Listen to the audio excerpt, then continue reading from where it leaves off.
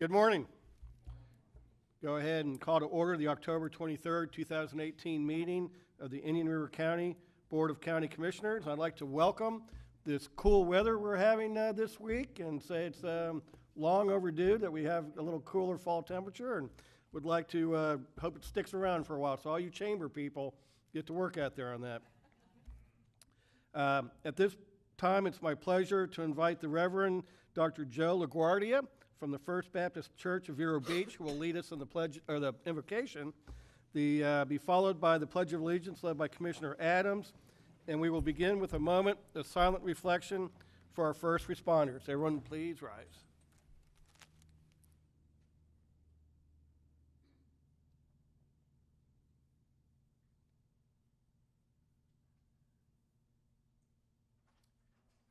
Lord, out of silence, you have called the worlds into being. And in this silent place, Lord, we come to you with thanksgiving. We are thankful, Lord, for the privilege of serving your city, your county, your state, and your nation. We thank you for the commissioners here and those who have chosen to go into public service on our behalf. We thank you for allowing us to be stewards over those things, beautiful, sometimes complex, always nuanced, that you have given us. So, Lord, we ask that you'll help us along the way to fulfill what you have asked us to do justly, to be merciful, and to walk humbly before you. Amen. Amen. Please join me in the pledge. I pledge allegiance to the flag of the United States of America and to the republic for which it stands, one nation, under God, indivisible, with liberty and justice for all. Thank you, Reverend.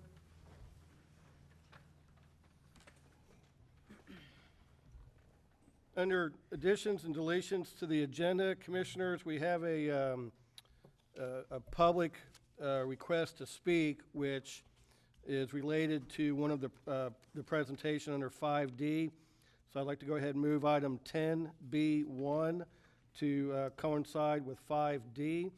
And then just also for the audience, we have a time certain, 10:30, scheduled to meet with the county attorney in a closed session. So wherever we are on the agenda, we will stop the meeting at that point, have our closed meeting. It's estimated to last about 90 minutes, and then we will reconvene once that closed meeting is over. Commissioners, any other additions or deletions to the agenda? Move approval as amended. Second. Excuse me. We have a motion from Commissioner Flesher, second by Commissioner Solari. All in favor signify with aye. Aye. Any opposed? That carries 5-0. Proclamations and presentations. The first one is a proclamation designating October 2018 as Manufacturing Month in Indian River County, Florida. This will be presented by Commissioner Adams, but we have a whole host of folks here. So Helene Castletine, with the Economic Development Director for the Chamber. And then we have Chamber Board members, Alan Drittenbass from Walking Tree Brewery, Annie Beindorf, y'all come on up. Don't be shy. Bart Getjens from FPL, Karen Deagle, Senior Resource Association, and Katha Kissman from the Harbor Branch Oceanographic Institute. We have some manufacturers here, Raquel Diaz and John Bowman from Piper, Scott Cooley from Nylacarb, Christy Shields from the Treasure Coast Technical College, and Manufacturing Boot Camp Task Force members, Carrie Williams from Gifford Youth Achievement Center, Diane Banter from the Charter High School, Elizabeth Thompson from the Boys and Girls Clubs, and Christine Burr from Sebastian River High School. Welcome all. Glad to be here this morning. Commissioner Adams. Thank you. It's my pleasure to read a proclamation designating October 2018 as Manufacturing Month in Indian River County. Whereas the manufacturing industry is vital to the health of our county, the state of Florida, and our entire nation, and whereas manufacturing is a cornerstone of our local economy, helping to sustain our quality of life as well as foster a solid and a diversified tax base in Indian River County, and whereas Indian River County, in partnership with the Indian River County Chamber of Commerce, supports the manufacturing industry and manufacturing careers, and whereas manufacturing provides nearly 1,900 high-wage and high-skilled jobs in Indian River County, paying an average annual wage of $46,000 higher than our current average wage of $39,900. And whereas our county is home to 136 manufacturers that produce a wide variety of products, from personal aircraft to personal submersibles sold to customers throughout the world. And whereas public awareness of the value manufacturers add to our economy is essential to the maintenance of good community industry relationships. And whereas we join the Indian River County Chamber of Commerce and its Manufacturing Boot Camp Task Force members in encouraging students to consider manufacturing as a career path. And whereas all residents are encouraged to take time to salute Indian River County manufacturers and their employees for the positive economic impact they make in our county, the state, and our nation. Now, therefore, be it proclaimed by the Board of County Commissioners, Indian River County, Florida, that the month of October 2018 be designated as Manufacturing Month in Indian River County, adopted this 23rd day of October and signed by all 5 county commissioners. Thank you guys for what you're doing in our community. Helene, did you want to say a few things? I would, thank you. For the record, Helene Castletine, Economic Development Director with the Indian River County Chamber of Commerce. And thank you, Commissioners, for giving us some time on your agenda this morning. And thank you for joining us and recognizing the importance of manufacturing in Indian River County and the state of Florida. We do join communities around the state and around the country to say thank you to our local manufacturers for all the jobs that they provide for our residents. These are full-time jobs with benefits, and the products that they make that are shipped out of the region, out of Florida, and many times exported out of the country. I'd also like to mention, shameless plug here, that we have just implemented a new program called the Manufacturing Boot Camp Program. And it's replicated from a successful program in St. Lucie County, where we do give high school students the opportunity to consider alternatives in their career pathways, especially for those who may not be college bound. We want to build up that crucial talent pipeline. So to launch the program just last week, we coordinated manufacturers tours for the career counselors. They were from Sebastian, Vero Beach, Charter High School, as well as the Gifford Middle School. We had about 25 career counselors, split them up into 3 groups, and they toured our local manufacturers. One group went to Piper, one group went to Triton Submarines' new facility in Sebastian, and then I took a group out to 98th Avenue and we toured Nyla Carb, M.A. Ford, and Float on Boat Trailers. So this is a way for them, for the counselors, to get a better understanding of what today's manufacturing environment is like. Certainly much, much different than it was even 20 or 30 years ago. And that way they can relay that information to their students, and perhaps between now and next spring, select some students who could participate in this program. We're looking at probably 10 to 12, maybe up to 15 students. After they graduate, they then will be immersed in these manufacturing facilities. They'll get a chance to walk around, talk to the plant manager, talk to the president, the owner of the company, to get a feeling for what those skill sets look like. What are the wages that are paid? What's it like to be a team player? And most importantly, what's it like to put your cell phone away for 8 hours a day? So anyway, so we're really excited about this program, and this is all part of our business retention and expansion program as part of economic development. So thank you again for giving us some time on your agenda and for joining us in thanking our local manufacturers for all that they do here in Indian River County and throughout the state of Florida. So thank you. Very good, and I think there's lots of good things happening now. I know when I drive by Piper, they still have the now hiring sign up, and Christy, your technical center is opened up, is that right? And you're up and running? Very good. And then, Helene, I just say next time y'all come, maybe Alan should bring some samples of some of the products he makes. Would be an appropriate thing, I think. Perhaps. Okay, Perhaps. very good. All right. Well, thank you all very much for coming. You want to come up and get a photo?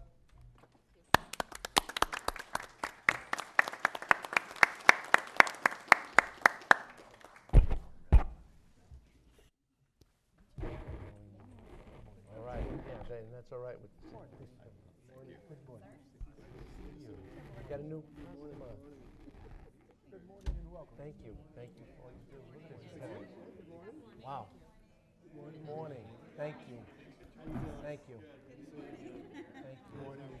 Peter, good. Good to see you. Thank you, Susan. Good morning. How are you doing? Thank you.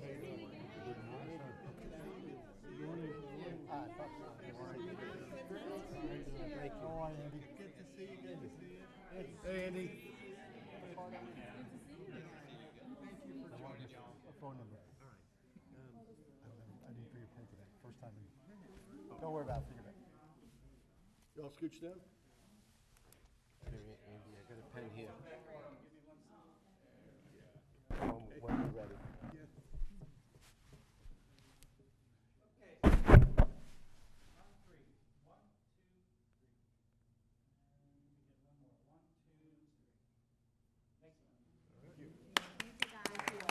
Give Bob a quick note.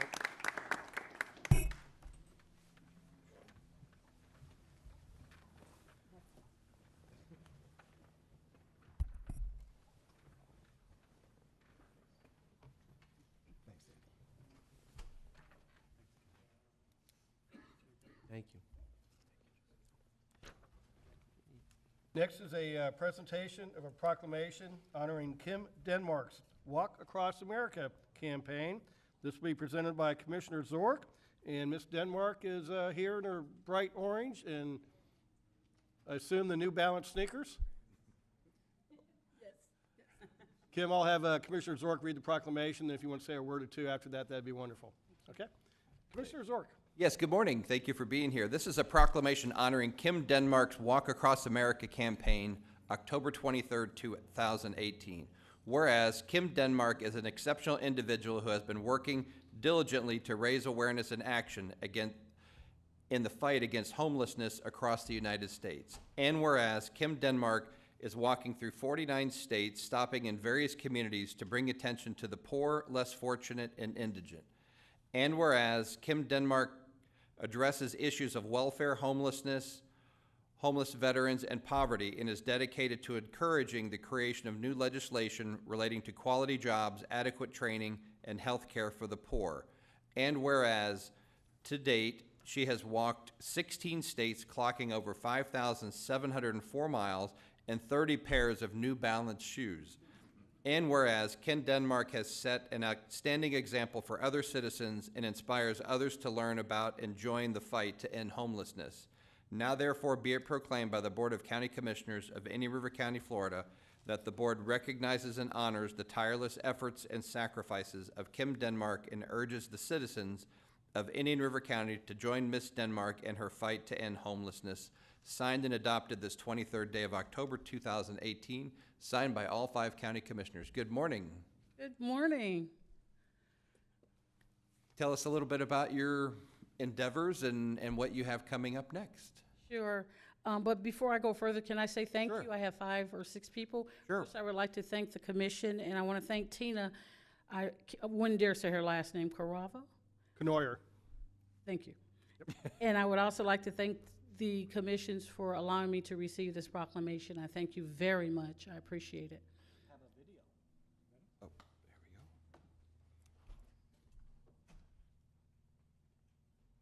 go. A mission. She's aiming to help homeless veterans in this country one step at a time. Miranda Christian walked along with her as she made her way through Palm Beach County today.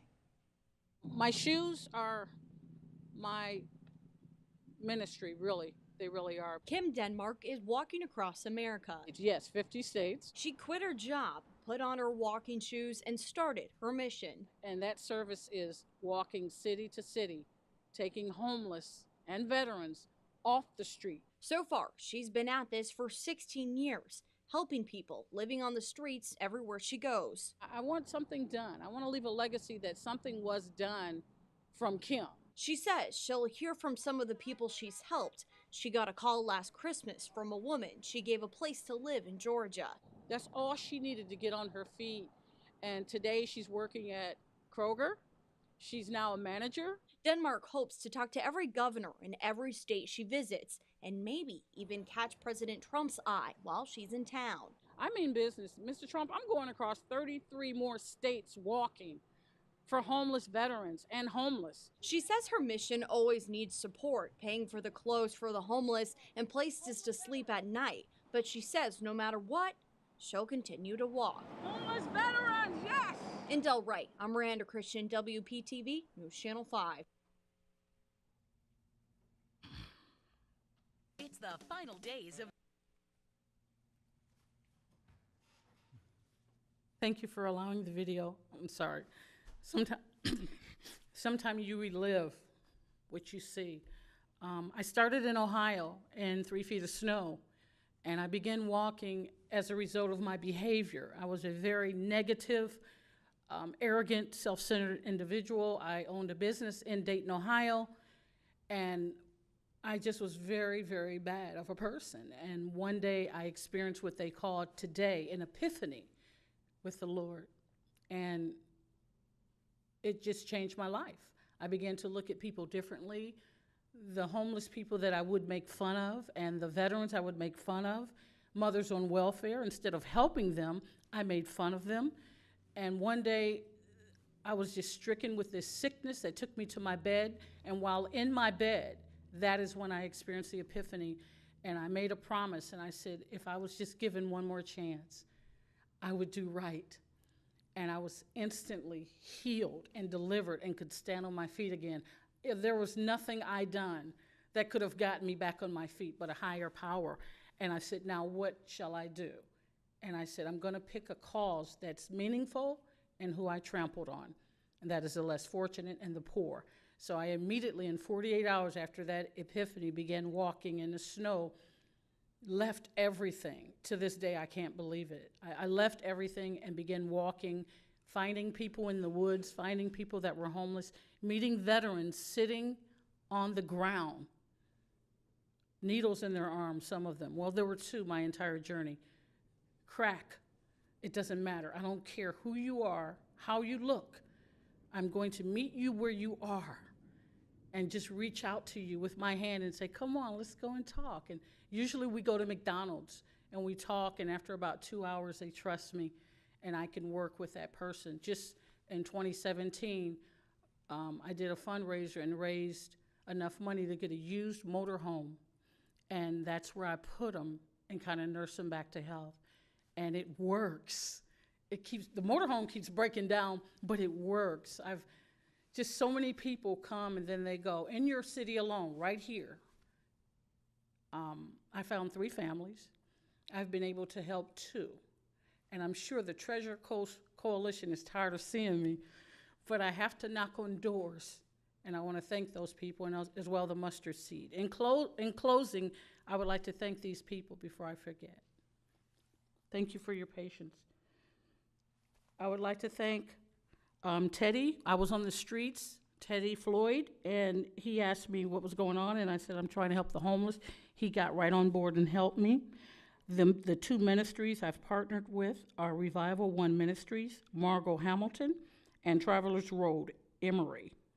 And I'd like to thank the commissions for giving me this time. I'm a very shy person, believe it or not, but I love and I mean well, and I don't care who you are. I'm gonna meet you where you are, and if you're serious about getting off the streets and getting a job, I'll sit in your city and sit with you and then leave. So after I get this lady resolved, then I will be leaving, and I'm having the hardest time. So maybe after the meeting, you guys can help me with this one last lady. That is all I have to say. I want to thank you. God bless you. And I love your city and your county, the police department. Everybody's just rolled out the red carpet. So thank you, and God bless you all. Thank you, Mr. Chairman. Yeah, Commissioner. One, I'd like to give you a debt of gratitude from me to you for the great work that you're doing, but also sharing your personal testimony. That was very compelling, what you shared.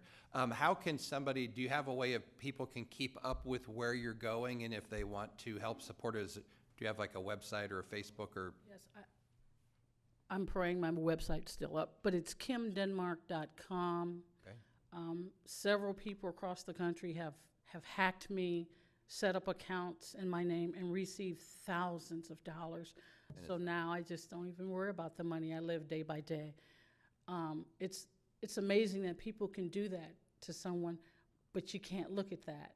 My focus is on the people, and the Lord makes sure I eat every day. Every day I eat.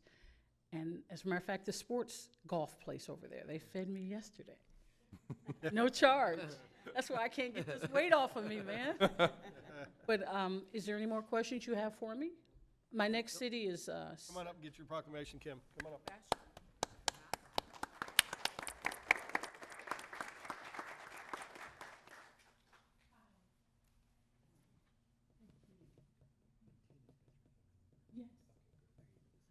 Tina has. Kim, good to see you. Hey, Chairman. How are you? Thanks for coming today. Thank you. Thank you, my friend. Thank you. Good to see you again. All right. Kim, you want a picture? Yep. I would love a picture. Look that way. There we go. On three. 1, 2, 3. One more. 1, 2, 3. Thank you.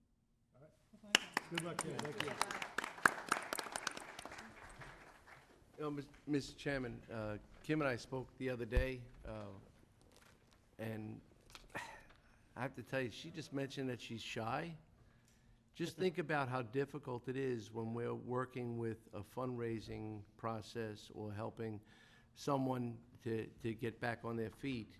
And we're here, and we're home, and she's traveling from jurisdiction to jurisdiction and able to accomplish all she's doing. Kim, I don't think you're shy.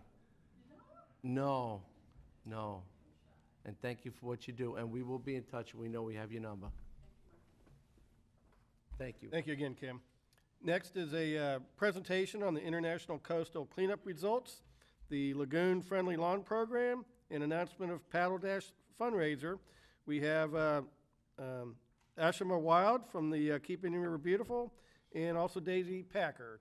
Good morning, welcome. And Troy Westover. And Troy, yeah, okay. Hey, Troy, how are you? Good.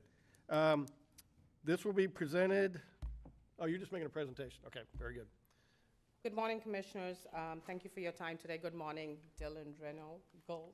I'm going to mess that name up, so I'm sorry. And Jason Brown. Keep Indian River Beautiful would like to share with you our fantastic results of the International Coastal Cleanup. We had 850 volunteers remove nearly 13,000 pounds of litter from our lagoon, canal, and beaches. As everyone can see in the photographs, we were joined by Commissioner Fletcher and O'Brien, as well as county staff from multiple departments, including Jason Brown and Himanshu Mehta with their families. In fact, Jason's wife, Amy Brown, found a bird stuck in the rocks with Commissioner O'Brien and boldly rescued and transported it to a nearby wildlife hospital. We had much needed sponsorship support from communities to provide all volunteers with cleanup supplies and t-shirts. This year's theme was our take on social media meme, Keep Calm and Clean Up. We are also excited for our first fundraiser coming up on Saturday, November 3rd, the Paddle Dash. It's a paddle board and kayak racing presented by Dale Sorensen Real Estate and hosted by Paddles by the Sea. Anyone who would like to register for the races can go to our website, keepindianriverbeautiful.org, or come into our Upcycle at Thrift Store on the corner of 16th and Old Dixie. There are rentals available if you want to race, but don't have to use your own vessel. We also have a corporate team challenge, a paddleboat relay race between Dale Sorensen, Republic Services, and more. If anyone is interested in coming out to watch the fun, there's plenty of room for spectators. Thank you. Good morning. We're doing the Paddle Dash as a fundraiser for our Lagoon Friendly Lawns program. We all know the problems and we all see them all the time, but what I get asked the most is what I, as an individual, can do about this. Like, everybody thinks it's all on the government. So our Lagoon Friendly Lawns program is reduces the total nitrogen per home on average of 57%. And the best part is it's so very simple. The basic steps that the home commits to, such as clippings from entering our, keeping grass clippings from entering our storm drains, fertilizer ordinance, picking up your pet waste, just basic commitments to our lagoon. And then as you get more committed, it goes into a silver level, which is more detailed. And then it also goes to a gold level. which is like keeping exotics out and using more natives, things like that. So this program provides a guideline of the best management practices, basically. Oh, I'm a slide behind, sorry. I lost my place. It provides best management practices that the individuals can work within, and we offer advice on how to get there. It's a pledge, a commitment to be the best you can be for our lagoon. Everyone can achieve the basic level at no cost to them. In fact, some actually reduce the cost by actually sticking to the fertilizer ordinance. This program, among others, is not county funded, which is why we're holding the paddle dash and welcoming individual donors as well. If 100 homes commit to, if 100 homes commit to this program, we reduce the total nitrogen by 1,300 pounds of total nitrogen. If 1,000 homes commit, it's 13,000 pounds of total nitrogen. And so it builds up exponentially from there. And so we're looking to promote that and help get people to feel that sense of environmental responsibility for their lagoon, do their little bit, and as everybody does their own part, it all adds up for the greater good. To learn more about the program, they can visit our webpage at keepindianriverbeautiful.org. And Ashma has something else she wants to say. So we volunteered Curb to actually go into the town of Indian River Shores in 2 weeks because the county and the town of Indian River Shores, we're doing a recycling program there. So Curb is actually going to go into the town and do a workshop in 2 to 3 weeks if residents there have questions. Very good. They can recycle more with their new bins. Because there's going to be a lot of questions, you know that. Oh, yeah, we've been through that. Yes, Been so there, done that. especially, you know, when you have to get it down 50 feet driveways and 500 feet driveways, there are going to be a lot of questions, so. Thank you for your time. Very good. Commissioner Slory, looking at the criteria, I think your lawn would qualify for the gold medal standard. And this is great because what they've pointed out is that grass-free yards aren't just for rocks anymore. I mean, you have got a lot of other nice water-friendly plants, which really do add a lot of color, or can. And every day right now in my yard, I've got black swallowtails, polydamas swallowtails, zebras, atalas, which didn't used to come this far north, and a couple other varieties. So I think it's fun. It's a lot more fun than watching the grass grow. We'll give you a platinum award then. Thank you. Thank you all very much for everything you're doing.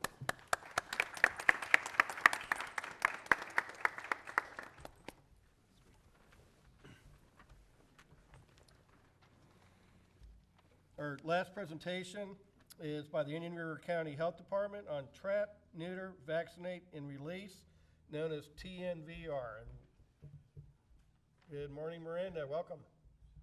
Good morning, and thank you very much for having me here this morning. And we really wanted to take the opportunity because there's been a lot of stories in the media, well, not a lot, but a few, about the issues regarding free-roaming cats. And I wanted to talk a little bit about our public health concerns regarding those cats.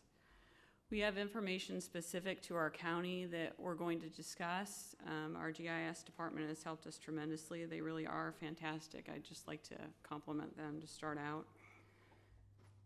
When we use the term free roaming, it's because we need to include not only those stray and feral cats, meaning those that grew up in the wild, but also owned animals that spend time outside unattended.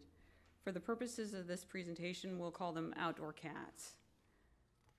So all of you probably recall this past May, we had a rabies alert. And what I want to tell you the backstory to that rabies alert. We had an open feeding within 300 feet of a rabid cat attack. We had attempted repeatedly to cite the person doing the feeding 4 months prior, and that person refused to pick up the certified mail for the notice to correct. We hand-served that notice after the attack. Our entire presentation is referenced. If you'd like the original articles, we certainly can provide them. I also have members of our staff here, Cheryl Dunn, who's our environmental health manager, Charles Vogt, environmental specialist that's over many of the investigations that we do in terms of open feeding and sanitary nuisance, as well as Dr. Barb Pergulski, who's specialty board certified in veterinary preventive medicine. So when we talk about numbers, how many are there? The estimates on this slide are from papers from the early 2000s. There's currently an effort in Washington, D.C. to count the number of feral cats in a study, and that'll likely inform these estimates better in the future, but the numbers that I've got on the screen are probably low. So it's estimated there are at least 38,000 pet cats in Indian River County, and 66% of those owned cats spend time outdoors, and that equates to about 25,000 cats, pet cats, spending time outside in our county. In 2004, researchers estimated there's about 1 feral cat per every 2 households in a community, and that equates to over 30,000 in Indian River County. So when you add those two numbers together, it equates to over 55,000 outdoor cats right here in Indian River. And using those calculations, there are 107 million outdoor cats in the United States. As you know, well, maybe you didn't know, but in public health, we pay an awful lot of attention to this. We've had 2 rabies deaths in the state of Florida in October 2017 and January 2018. Prior to this, we had not had a rabies death in 60 years in the state of Florida. And the last rabies death in our state in 1948 was from dog rabies, a bite from a neighbor's dog, and the victim refused treatment. And this is what we worry about, that people minimize their interactions with wildlife and they won't pay attention to that bite or a scratch, and it is a life or death situation. It can be. We frequently see rabid outdoor cats due to outside feeding and commingling with raccoons. And here are a few recent examples from the news that you can see up on the screen. Santa Rosa County had a rabid cat in February 2018. Hillsborough County has had rabid cats in February, March, 2 in June, August 21st and 28th roughly, and they had 6 rabid cats so far this year, and that is unprecedented. Clay County had a rabid cat in September 2018. Ours was in May here in Indian River, and Brevard had 2, one in August and 1 in September in the same area, and there have just been 2 in Miami-Dade. 15 cats so far year to date have been rabid in the state of Florida. Last year, to give you a perspective, there were 8. Now, I can tell you in Hillsborough County, there have been a number of news articles, if you care to reference. Target 8's done a lot of investigative stories that can give you the perspective from that community, but I'm not going to go over that today. I did want to talk about animal rabies in Indian River County by species in the last 10.5 years. So both for the CDC nationally and the state of Florida, cats represent the majority of rabid domestic animals since 1992. So when you look at our last 10.5 years of data, we tested 44 raccoons, 14% were positive for rabies. We tested 14 bats, 29% were positive for rabies. And of cats, we tested 90 cats, 3% of those were tested positive for rabies. And the issue with cats, they're a domestic species, so many of those animals that are wandering are not necessarily afraid of people, but they still are subject to the same risks because they're outdoor cats. But when you look year to date, July 2018, we've tested 6 raccoons with no positives, 2 bats with 2 positives, and 11 cats so far tested in 18 with 1 positive, and that equates to 9% of those cats positive.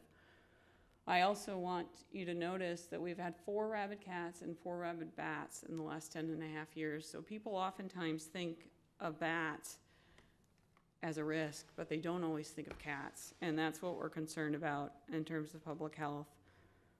I do want to tell you this is not an estimate of prevalence. We only test animals if they've exposed humans or pets. Cats are a domestic animal, and as I said, people have more interaction with those cats than wild animals. Dog rabies around the world is still responsible for 99% of human rabies cases. However, when you look at the United States, canine rabies has been eliminated due to mandatory rabies vaccination and licensing requirements for dogs. It used to be in the 60s and 70s that people let their dogs roam outside. They didn't think anything of just opening the back door and letting them roam. But now people would be horrified at that happening. In terms of outdoor cats, they can be a source of other diseases transmitted to people.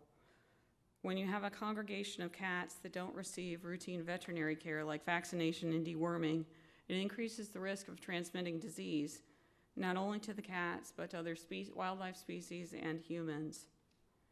I wanted to talk about a few of those diseases, and there are others, but these are the ones I'm going to highlight. And I know that you may be sensitive to the picture on the screen, so I'll talk about that too. Toxoplasmosis, cats are the only natural host for that disease. The majority of human infections are from exposure to oocysts and feces, so cat poop.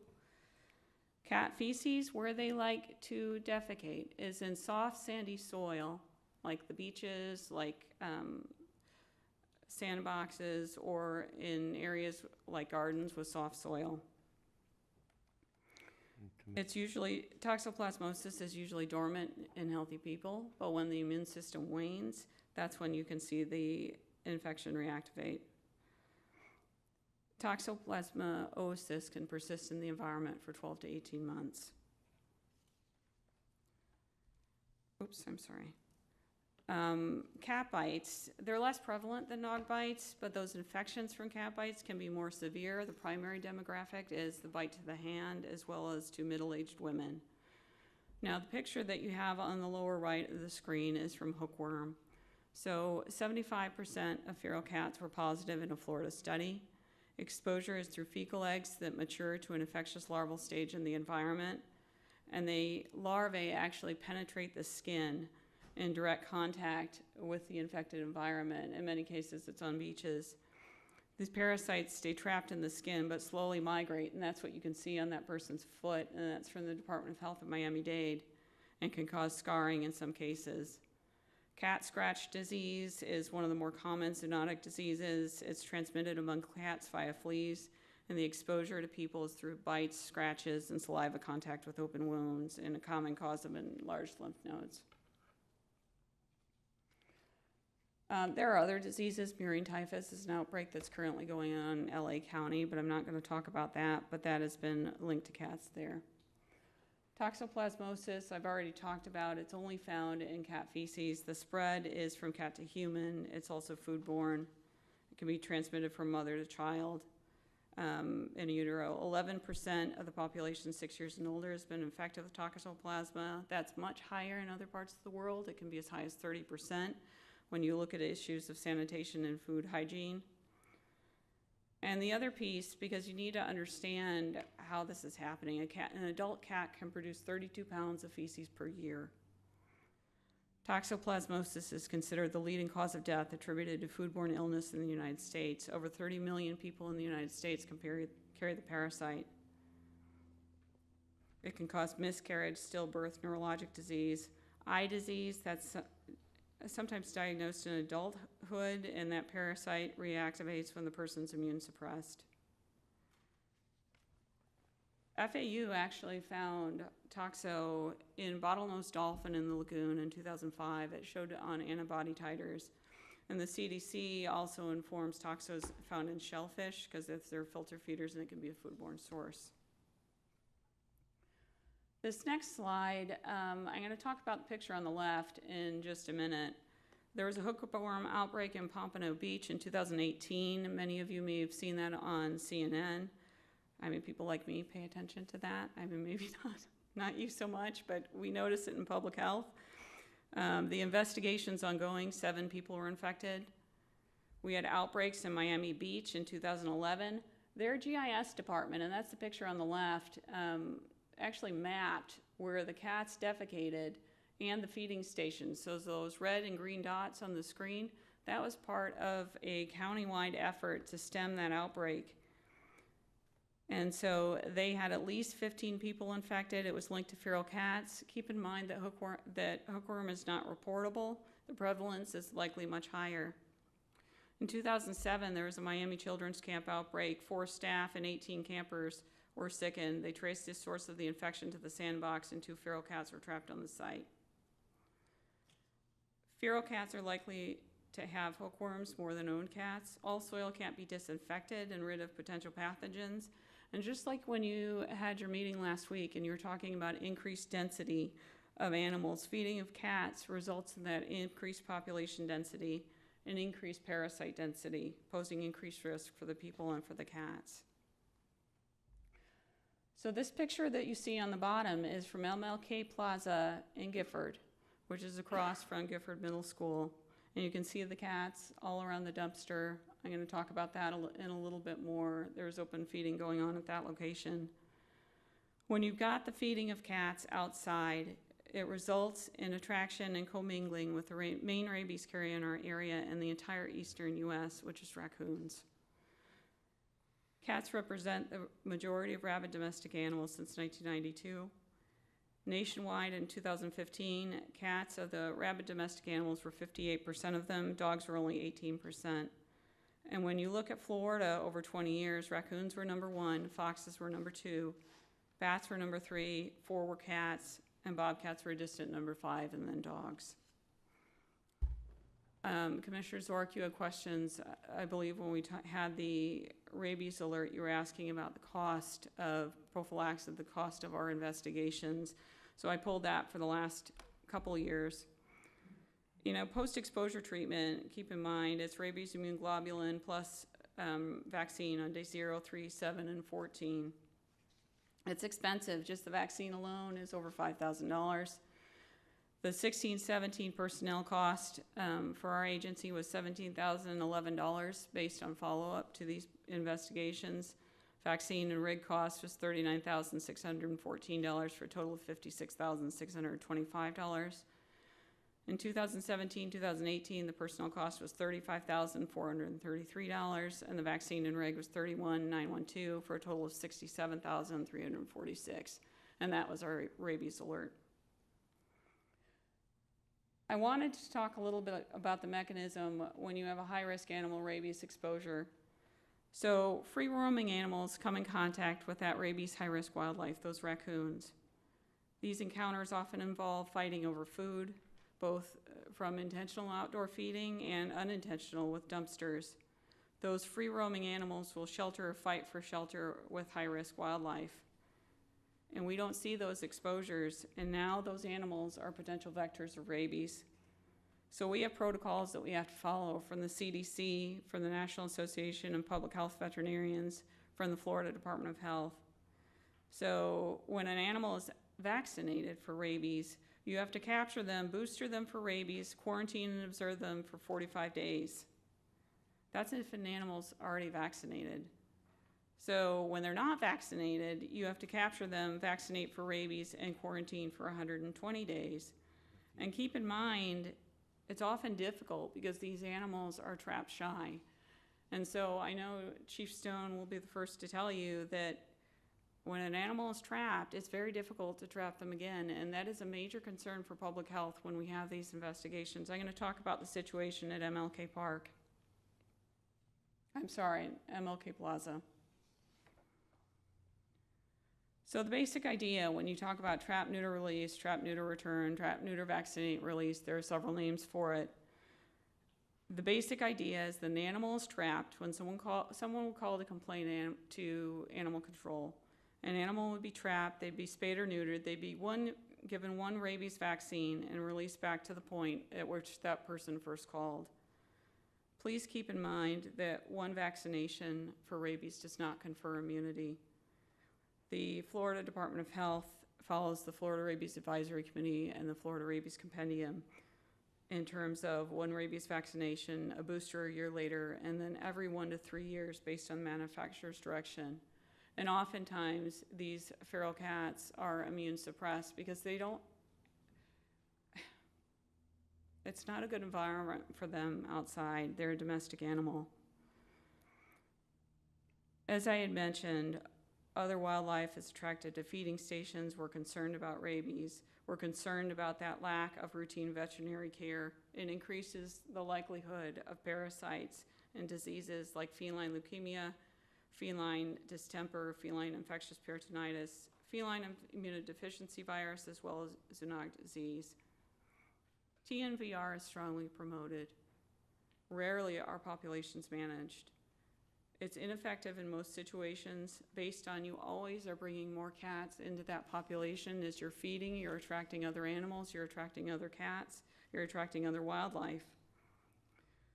And from what we've read, several studies, that peer-reviewed science, estimated that you'd have to capture 71 to 94% of the population, assuming no immigration, that you'd have to spay or neuter 71 to 94% of our entire population that we have of cats that are feral outside to be able to decrease the population. And when you look at our numbers, that's 21,300 to 28,200 cats, and you'd have to keep that up. So the MLK cats, you can see that picture on the upper left, and that kitten that you see on the bottom was an intake at the Humane Society from Fellsmere. It had respiratory disease, and unfortunately that type of case is not uncommon. I wanted to talk a little bit about our open feeding complaints that we've had. We've issued 15 formal notices of violation to property owners since January 1st of this year. And open feeding constitutes a significant public health threat and is a violation of Florida Section 386.01, as well as Rule 68A-4 Florida Administrative Code. So you see that top picture on the left with the open feeding cans that are it's underneath a dilapidated house. Other people were coming in and doing that feeding. That house was actually occupied. The middle picture is from MLK Plaza across from Gifford Middle School. And these cats had been trapped before by TNVR advocates. It's exceedingly difficult to trap them again. We've trapped 5 of 9 cats. We can't trap the rest. Animal control has been working very hard to try to get that done, but once a cat is trapped, it's very difficult to trap them again, especially when they're being fed. It's a high-risk situation where raccoons have commingled with cats. We've trapped 3 or 4 raccoons there. There were also 3 or 4 kittens that were decomposed on the ground near the dumpster. The picture on the right was open feeding that was happening near a healthcare facility.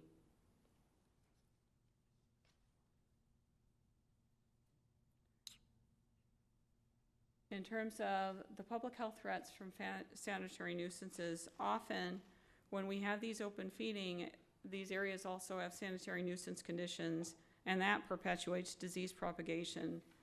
And that impacts adjacent property owners and the community. So these type of complaints include restaurants and also property owner complaints when there are activities next door or in an area impacting them or they have not consented to that activity. The site conditions that we see, and you can see that from the 2 pictures that are up on the screen, both rodent harborage, mosquito breeding, open feeding, and attracting animals. Unfortunately, the enforcement for corrective action often includes coordination between multiple agencies and lengthy litigation. The cases are time-consuming, complex, and consume scarce resources. And we see that open feeding, as you'll see in some of the maps, that'll document what's going on in our county. We see open feeding in abandoned homes in vulnerable communities where people aren't going to complain because people are dealing with a whole lot of stresses. And when you add roaming animals, it's one more piece. So the maps that we're going to show captures by county or city animal control and law enforcement in our county, 2010 to 2018, from intake data at the Humane Society. It's indicative of complaints and possible rabies exposures. Please keep in mind these are successful captures, not the number of complaints.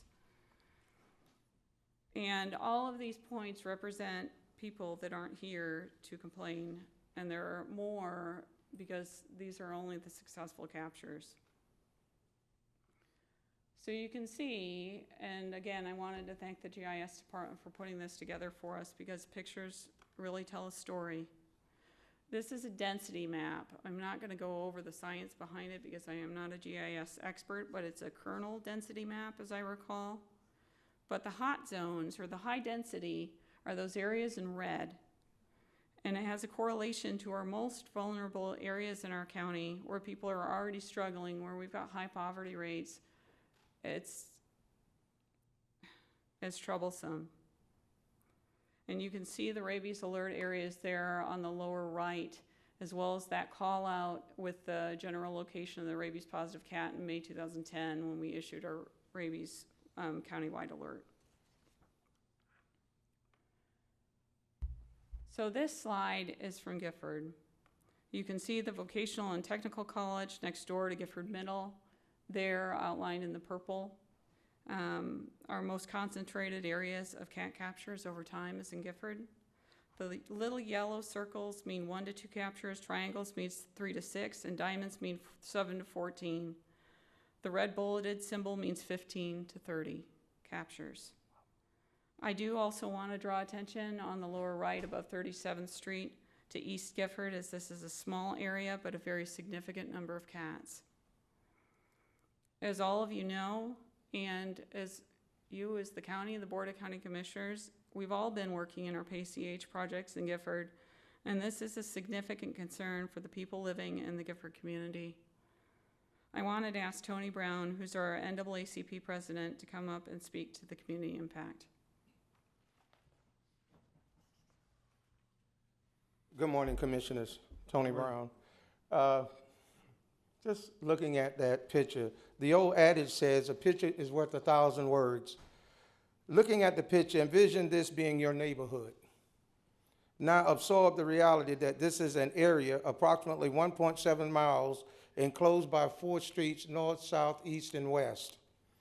It's an impoverished, under-resourced, vulnerable community of color that already has a multitude of existing problems. The TNR does not solve the root problem. In this vulnerable community, how often would you think that someone who was scratched or bitten would report it? With all the other health factors, the poverty, and the vulnerability of that community. What happens when someone in this community gets rabies? It's a compacted, congested environment.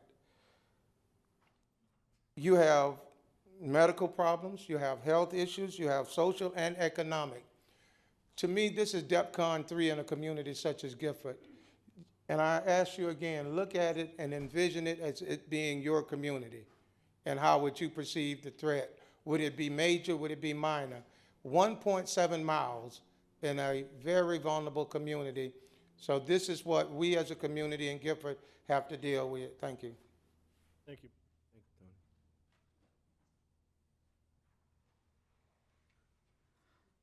I wanted to show you some of the other maps. This is South County, and you can see when the grids, you know, where the rabies alerts are marked, that shading in indicates that the rabies alert is on, it goes up that way, just for a point of reference. And the proximity of those cats to conservation lands. We have such a proliferation of cats in this area, and you can see our rabies alerts are also in this area. I do want to clarify these are the rabies alerts for cats, not for any other animals. Historically, we also have rabies alerts for other animals. And when we issue a rabies alert, just so you know, that's dictated by the compendium. It tells us the conditions that we have to issue an alert. So Fellsmere still has many cats, not at the tremendous density level of our other hot zones, but still very significant. Our concern here is the number of cats in very populated areas and sensitive locations like schools.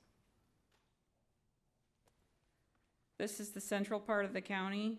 On this slide, you see the large number of cats near Vero Beach High School, Freshman Learning Center, Vero Beach Elementary, and Rosewood Magnet. These were all within the boundaries of our recent rabies alerts.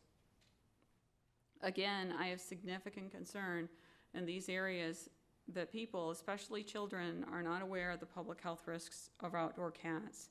These schools are right in the middle, and kids are especially vulnerable.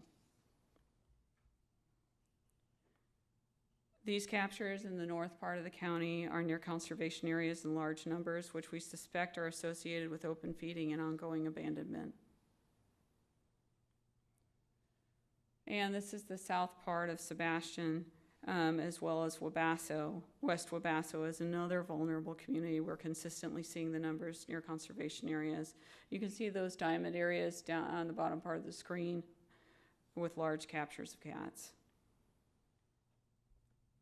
You can see the barrier island is limited. And what we suspect, although we don't have documentation of that, is that these cats are being relocated potentially, is what we suspect, but we don't have documentation of that.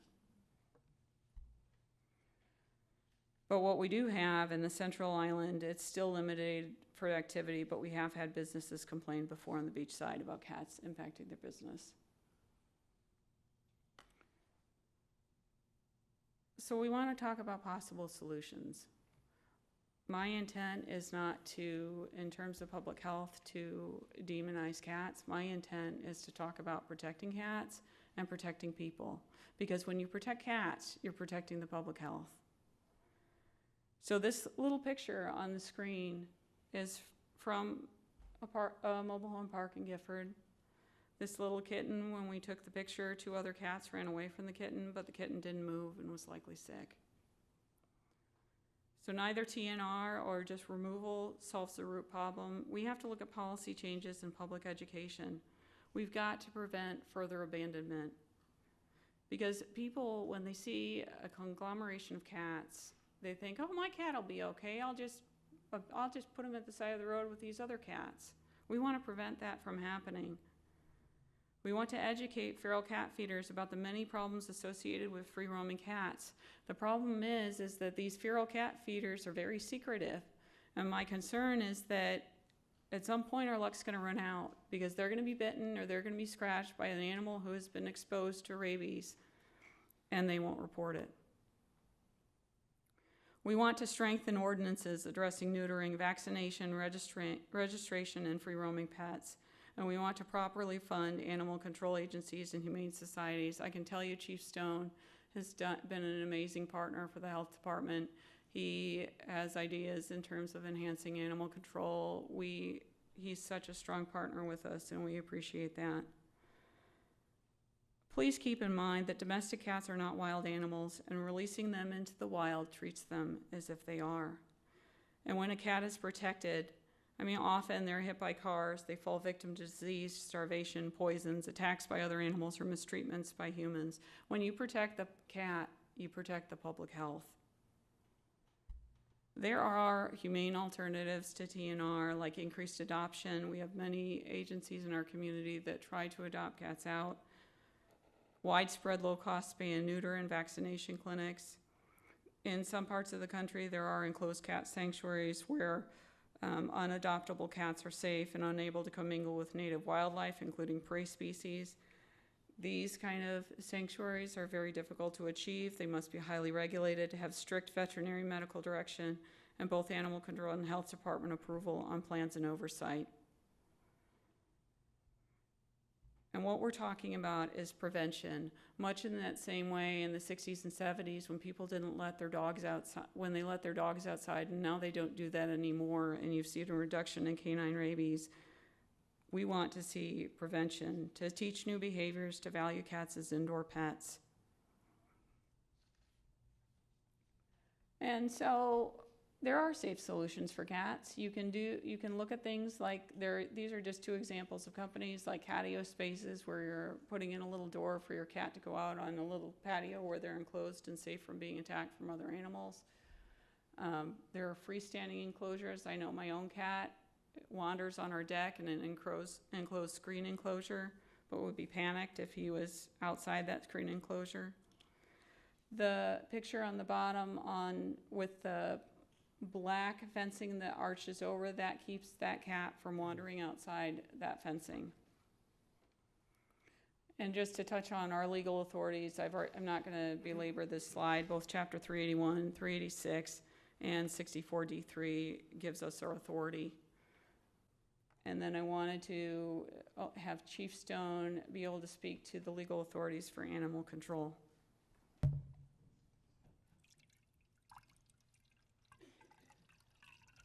Welcome, Chief. Good morning all. Tad Stone, Director, Department of Emergency Services, Fire Department, Animal Control, a few other things. First I'd like to start out by, because of our staffing challenges, we are a complaint-driven organization. We do not have the manpower or the resources to surveil an area, to determine whether or not a colony is there, and those types of things. We are complaint-driven. And when we get tied into it, we deal with the county's code, Chapter 302, which is the Animal Control Ordinance, and that is the ordinance that we follow. The things that we get brought into are issues of abandonment, which clearly meet the definition which is inside of our code, the cruelty, animal cruelty charges and complaints in that area. But the biggest driving issue is the public nuisance issue, and those are the types of complaints that we get most of all. And what we continuously deal with in the field is, number one, a colony may be established in the wrong area, if they're established at all. A lot of times a leasee of a commercial property may give permission for somebody to have cats in the back of the property, but the owner of the property does not agree with that. So when we contact the owner, he says, no, please take care of the problem for us. The areas that give us the biggest concern, and the ones that we get the frequent complaints, are parks, county parks, where open feeding takes place on those parks, and sometimes those take place on top of picnic tables and those types of things throughout the area.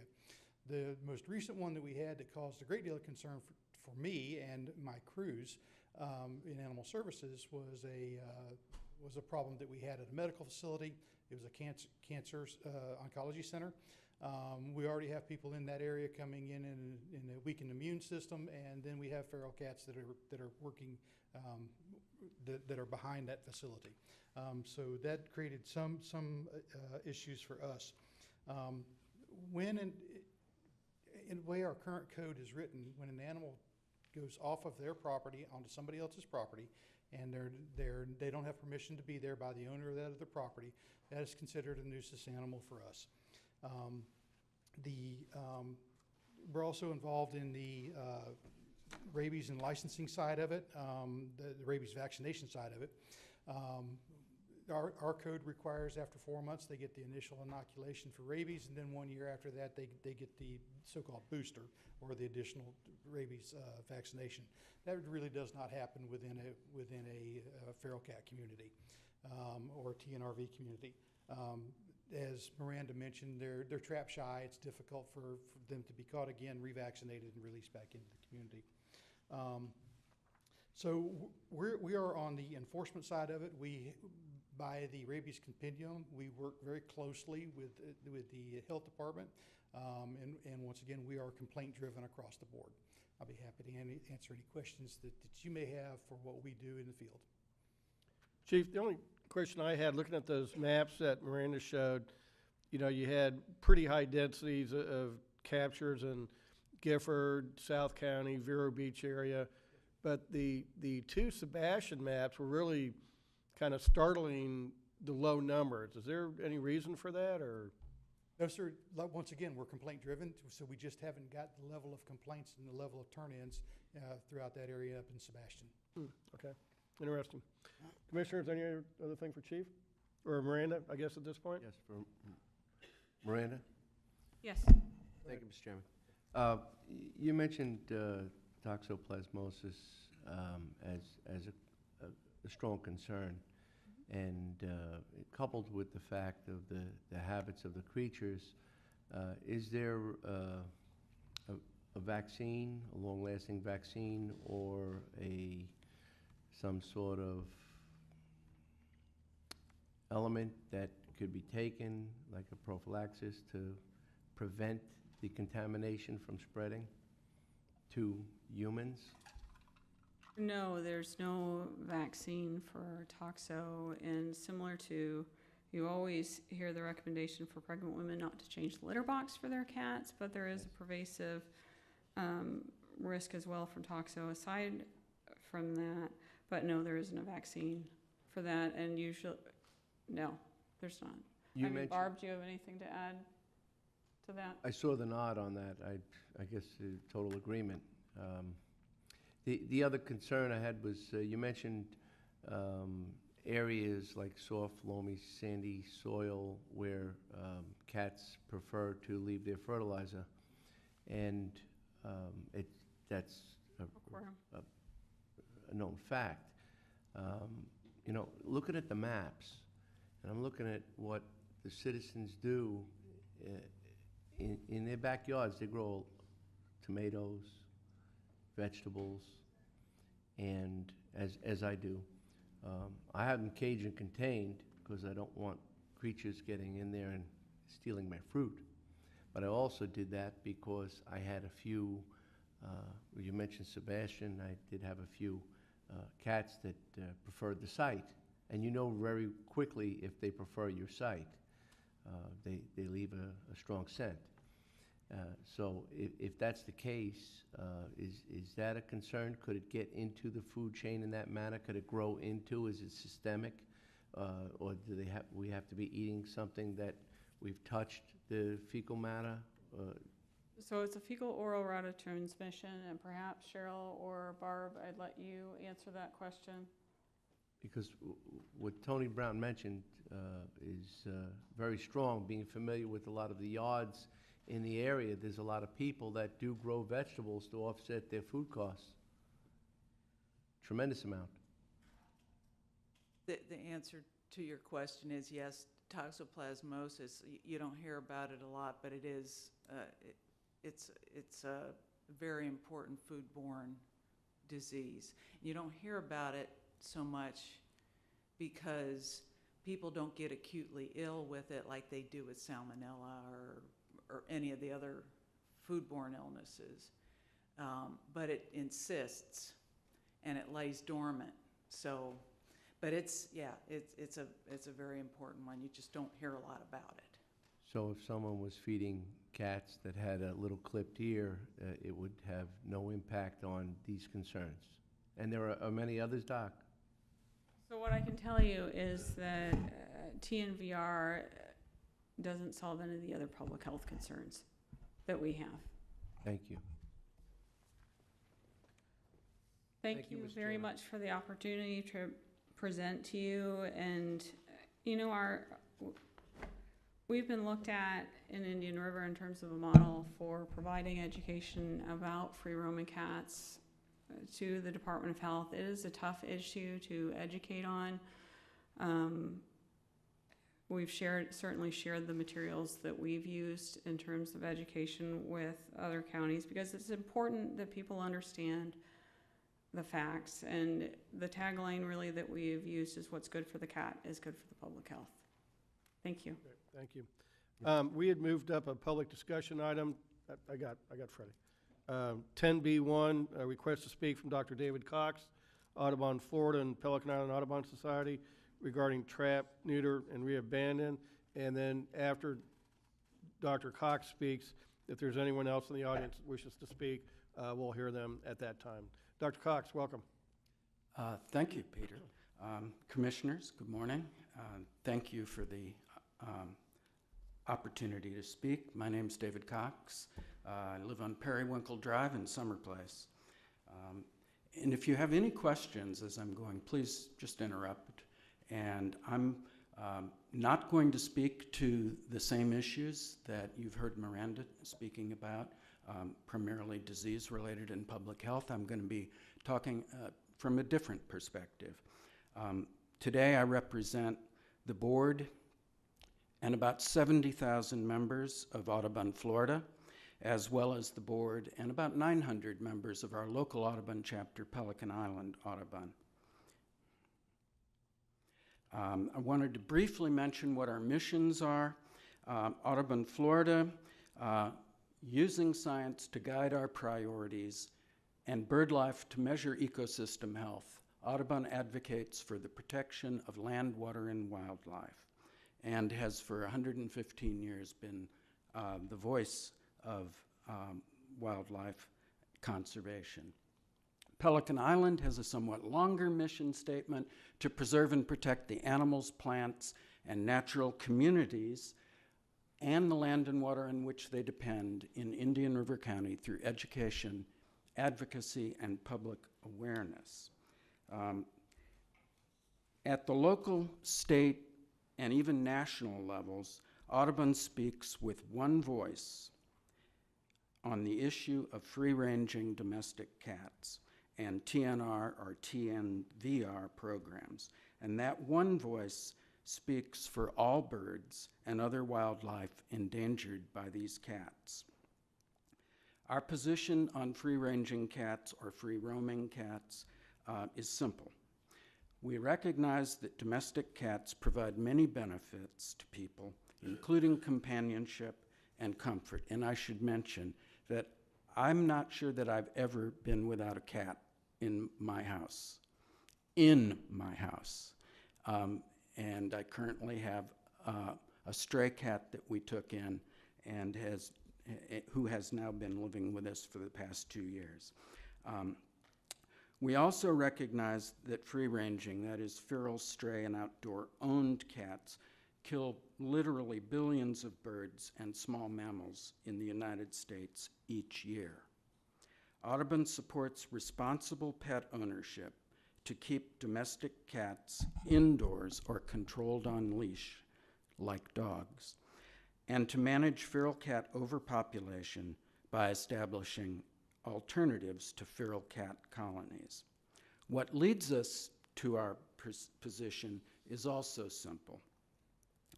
The domestic cat is an exotic invasive species brought to North America by colonists and is now more abundant than any native carnivore. The plus or minus 140 million domestic cats in the United States annually kill 1.3 to 4 billion birds and between 6 and 22 million small mammals.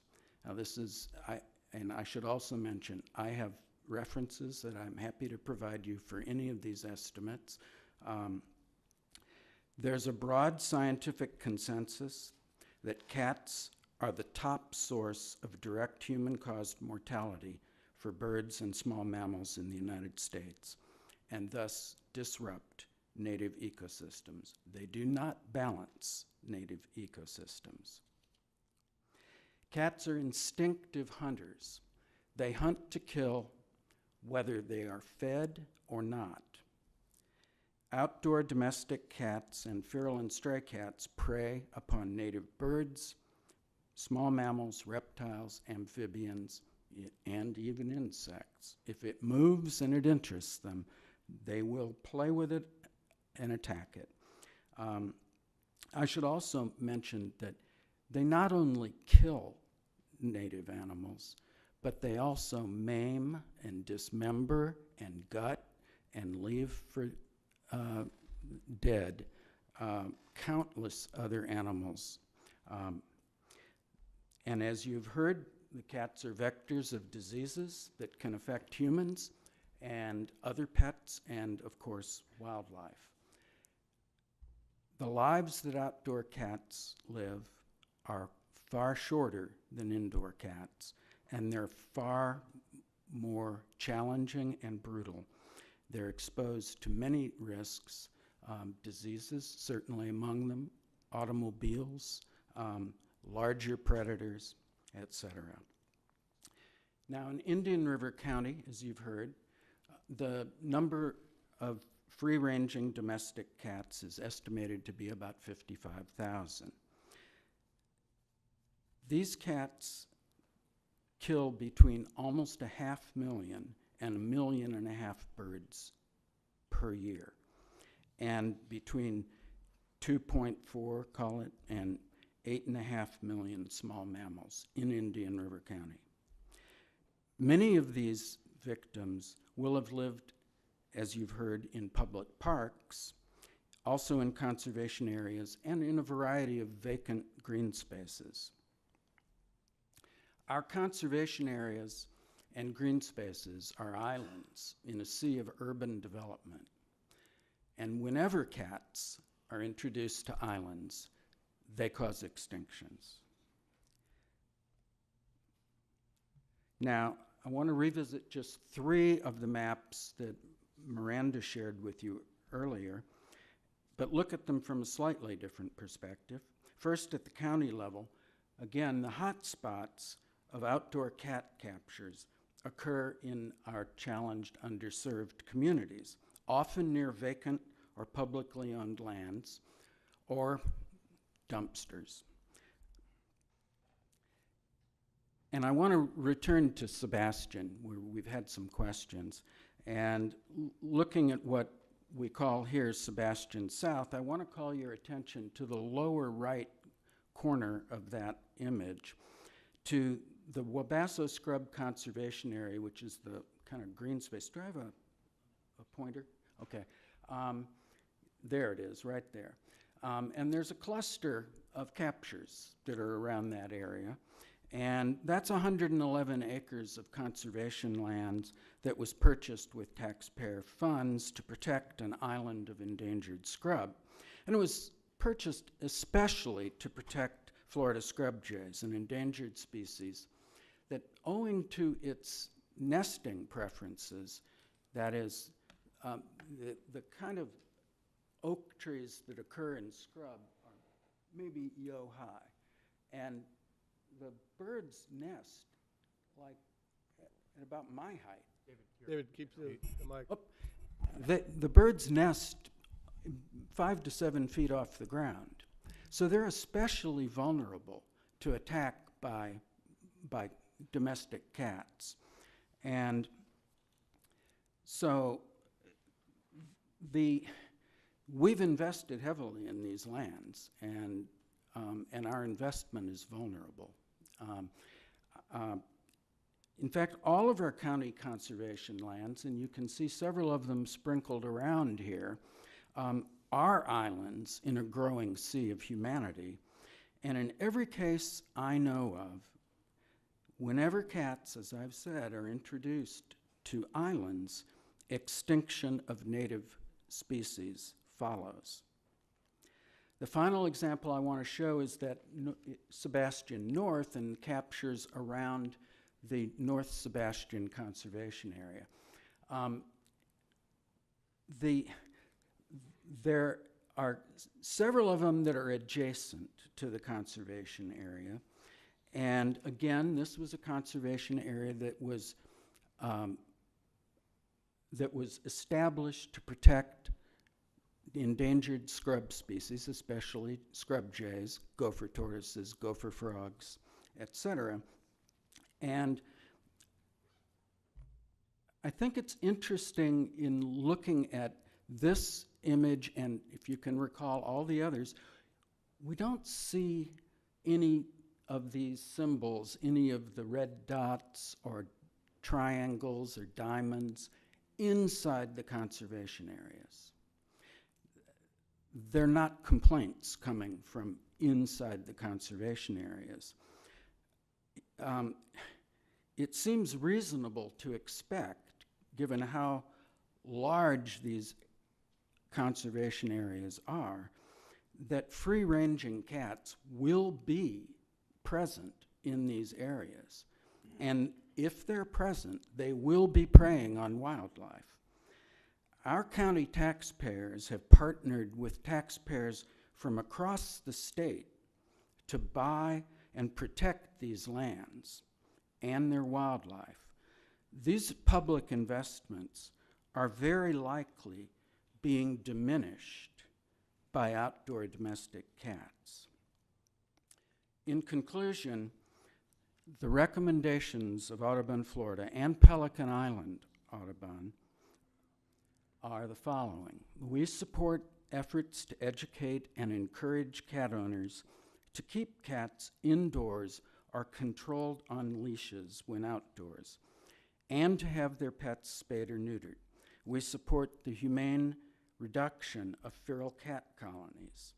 We support this passage and enforcement of state legislation and local ordinances prohibiting establishment of feral cat colonies and the release or an abandonment of feral or unwanted cats outdoors. We oppose the passage of state legislation and local ordinances that condone or legalize the deliberate establishment of feral cat colonies. And to summarize, trap-neuter reabandonment appears advantageous to one and only one species, introduced exotic cats, and harmful to many dozens, perhaps hundreds of other species. To protect our threatened wildlife, we must humanely remove domestic cats from the landscape. Thank you again, Commissioners, for your time, and I will entertain any questions if you have them. Thank you. Commissioners, any questions? No, it's very straightforward. Thank you. Thank you, David. Thank you. Is there anyone else in the audience that wishes to speak on this? Good morning. Welcome, Freddie.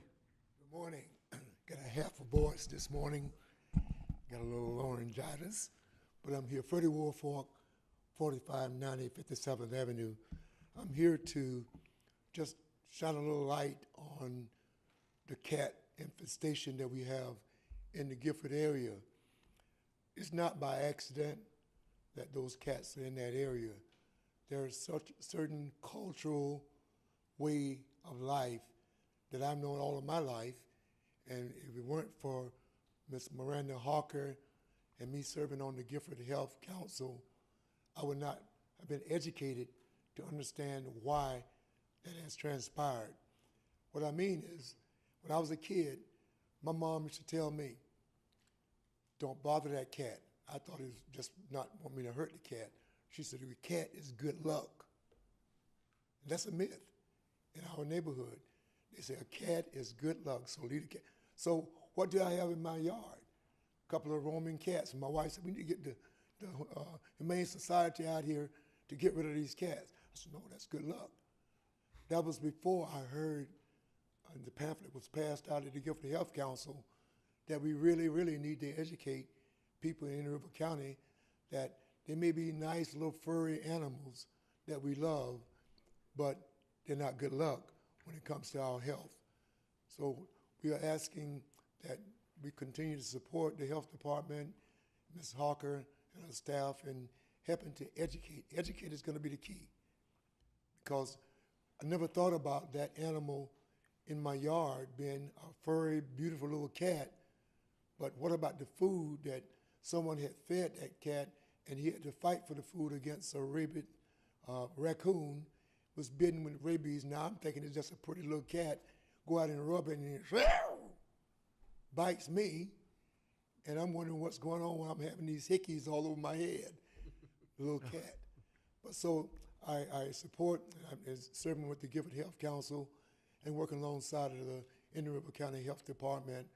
We really got to educate people that they are furry, nice little animals, but we will make sure that they were kept inside, neutered, or in some way controlled as far as roaming cats in our county.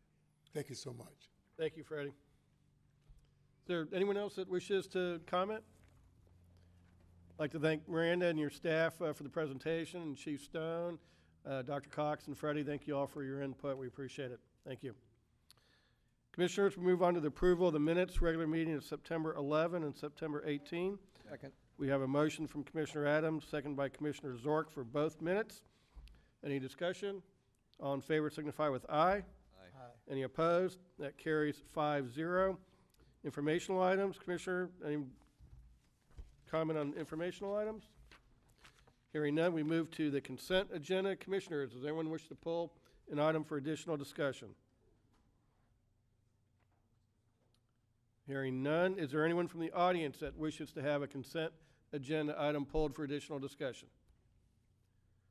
Seeing none, Move approval. Second. we have a motion from Commissioner Flesher, second by Commissioner Zork. All in favor signify with aye. Aye. Any opposed? That carries 5-0. We've completed the public discussion item. Jason, we still have a couple minutes left, so we'll go ahead to your items. The collective bargaining agreement between Indian River County and IAFF Local 2201 on the fiscal year 18-19 general wage increase. Sure, thank you, Mr. Chairman. Good morning. We have before you today the collective bargaining agreement between the county and the International Association of Firefighters, Local 2201. As you know, we're in the beginning the third year of a 3-year contract with the bargaining unit that represents our firefighters and paramedics. There was a reopener for the current year general wage increase. We have reached a tentative agreement with the union for a 2.75% general wage increase. The union has ratified the agreement, and I'm recommending that the board approve and authorize the chairman to sign the agreement. I'd like to thank the firefighters union, the bargaining team, all the membership, the management team of Michael Zito, Suzanne Boyle, and Chief Stone. Think we've been working well together between management and the union membership, and just really has been a positive relationship recently, and I think that's in large part due to efforts on both sides, and just want to say thank you and our appreciation to all involved. And with that, I recommend that the board approve the agreement. Thank you. Commissioners, any questions of staff? Move staff recommendation. We have a motion from Commissioner Adams, seconded by Commissioner Zork. Is there anyone from the audience that wishes to speak on the motion before us? Seeing none, all in favor signify with aye. Aye. Any opposed? That meeting carries 5-0. Jason, your next item is the proposed 2019 meeting dates of the Board of County Commissioners. Yes, thank you, Mr. Chairman. Again, this is the proposed meeting dates for 2019. We have proposed a calendar that's similar to the one we have this year, where we meet every Tuesday with the exception of the last Tuesday of the month. There is the late July and August where we have a little bit of a break, and of note next year, Christmas Eve falls on a Tuesday, so we would not have that meeting in addition to the final meeting of the year. We'll say that there is one item of note for March. We have dates proposed on the 5th, 12th, and 19th. That's standard and customary. That is spring break on the 19th. There's the potential if the board would want to move that meeting to the 26th or keep it there on the 19th. But other than that, staff presents the 2019 calendar for the board's consideration. Thank you. Commissioners, any comments? Commissioner Adams. I have a comment. So, yes, spring break falls this week. March 19th is during the week of spring break. So I would ask if we could either cancel or push that meeting to the 26th, the following week, just so we have the opportunity to enjoy or go somewhere for spring break with our little ones. I have no problem with that, Commissioners. I don't know, Mr. Chairman. These new commissioners come in and want to change the traditional calendar like this. I suppose changes. But she is our shining light. Or maybe We you have to guys keep might that want to in go, mind. party it up for spring break or something like that. I was really thinking about y'all. Well, you know how I party, so you know that's not really a consideration. So, but I don't want to get in the way of this family activity, Mr. Chairman. So I can go along with it. Very good. I'm getting nods all along, too. I think. Maybe perhaps we can be invited to one of the. You want to go on the Adams Family Adventure? You're welcome. Tell me how it was. I do know Commissioner Zork has children. I have a wife that's a teacher, so spring break is a good time. So is there a motion to approve the proposed meeting dates with the one change of moving the March 19th meeting to March 26th? As amended, sir. Second. We have a motion from Commissioner Flesher, seconded by Commissioner Adams. Is there anyone from the public that wishes to speak on the motion before us? Seeing none, all in favor signify with aye. Any opposed? That motion carries 5-0.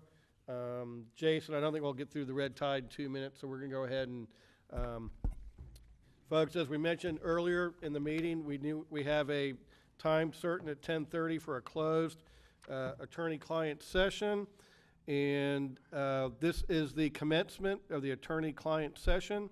The estimated time of the closed attorney-client session is 90 minutes.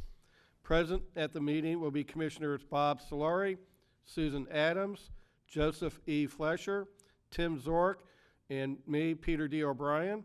Also present will be County Attorney Dylan Reingold, County Administrator Jason Brown, and a certified court reporter. At the conclusion of the closed attorney-client session, this public meeting will be reopened. And at that, we're adjourning.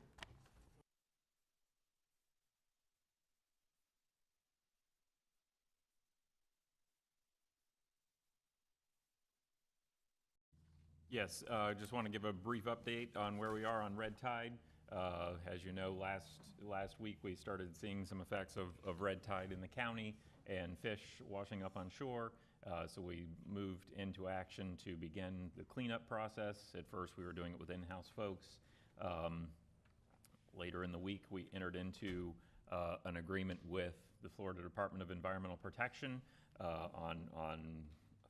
effective Thursday, that would provide funding for the beach cleanup. That grant agreement was executed and effective on Thursday of last week, so any expenses beginning Thursday would be eligible for reimbursement. I want to thank staff, I want to thank the DEP, I want to thank Kate for her help, as well as our public works staff, solid waste, utilities, Parks and Recreation folks have all worked together to get this thing going quickly. So we have a couple of items here for your approval. We're requesting that the board ratify the agreement with DEP. I will add that the amount that was originally approved was for $144,825.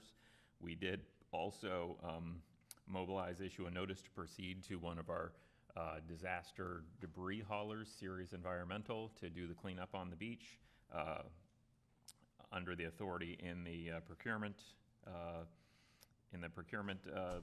ordinance. I entered into a work order with Ceres for the work on Thursday, asking the board to ratify that. I did enter into a new work order this morning that would provide some additional resources. That is what you have before you. Should have copies, and the clerk to the board should have a copy of that as well, which was a work order number 2 with Ceres to provide some additional staffing and equipment. So I executed that today to get them out working. I'm asking for the board to ratify that as well. We also, Waste Management, per the franchise agreement, is providing the roll-off containers per the rates in the approved franchise. There are some liners in the roll-offs that aren't included in the franchise. They're $40 each. While that's well within my authority under my $50,000 limit, I think the estimated cost is about $11,000. We're using belts and suspenders here, trying to make sure that we have the board ratify that as well. And there's also a $32.50 per ton tipping fee. With this new work order that we issued this morning, we anticipate our costs may go up, so that will probably, we're going to move forward with a change order with DEP to increase the dollar amount of the grant, because we're wanting to make sure we're covered for 20 days if that is needed. So I will ask for those actions of the board. Do want to add just an update of where we are. So Scott has, if you go back to the beginning there, so we started on October 20th on Saturday. We had a crew out there from Ceres. They started at Tracking Station Park, and they worked their way south to about a little bit south of the pier that's just north of JC Beach, and a little bit north into Indian River Shores. Yesterday there was that same crew was out there. They worked a little further north into Indian River Shores. Have removed about 30,000 pounds of debris. I want to say some of what you've seen in the press is, refers to pounds of fish. I want to be very clear that this isn't all fish that's being cleaned up. We've been picking up seaweed. There was some sand at the beginning. We're changing the process, which is part of the reason for the work order to reduce, to make sure that we're not taking sand off of the beach there.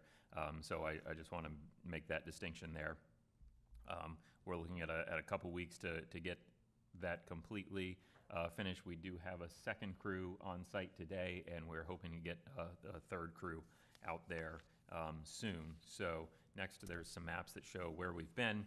So you can see on this map the black boxes there where the work completed Saturday. That was the first day we had folks out there. So It took a little time to get mobilized and all that stuff. And then yesterday, the second black box further north into Indian River Shores. So you see the orange star there for tracking station. So that was the base of operations. What we're anticipating doing today is that work to the south. So that begins at about JC Beach and heads down to, I think, Humiston. We're anticipating working on that today. There's another area that we're looking at today potentially. Tomorrow, looking at working further north into Indian River Shores, up towards Turtle Trail, and then on Thursday, the yellow box at the north end there, you'll see Wabasso Beach. That'll be our base operation, and work our way south from Wabasso Beach. If you go on to the next slide, Scott, so you can see the next further to the south here. You've got the current work in the JC Beach to Humiston Beach area, and then working south through the kind of the South Beach area. Tomorrow is what's anticipated, and then on Thursday we anticipate working from Round Island down at the south end of the county to the north. So they're out there working on cleaning up the fish, and we hope to get that completed as soon as we can. So with that, if you have any questions, I'm available, and we've got other folks here, Rich and Mike there at the back of the room, if you have any further questions. But asking for the ratification of those actions, the DEP grant, the 2 series work orders, waste management, and with the caveat that we will probably have to enter into a change order on the DEP grant to increase that amount. Thank you. Commissioners, any questions of Jason? No, Mr. Chairman. Okay. Staff has a recommendation for 4 items. Is there a motion to approve all 4 staff recommendations? Mr. Chairman, I'd be happy to make that motion in this public safety issue. Thank you. Second. We have a motion from Commissioner Fletcher, second by Commissioner Zork. Is there anyone in the audience that wishes to speak on the motion before us? Seeing none, all in favor signify with aye. Aye. Any opposed? That motion carries 5-0. We now move on to the Office of Management and Budget. We have a quarterly budget report, and this will be presented by our intern budget manager, or acting budget manager, Kristen Daniels. Good morning still, and welcome, Kristen. Good morning, Commissioners. Thank you. Kristen Daniels, Acting Budget Manager. Today I have for you the quarterly budget report. This is for the 4th quarter of fiscal year 2017-18. These numbers are preliminary. Finance is going to close the year on November 15th, so some of these numbers are subject to change. First, we have our reports at a glance page. These are the revenues that the Budget Office reports on monthly. We have all green arrows for this quarter, which is great.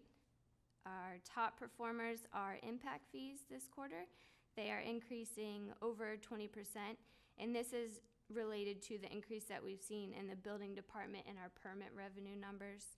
Another area of increase is tourist tax. We are up 11.8% compared to last year, which is $295,000. These numbers are also exceeding the budget by $449,000 or 19.1%.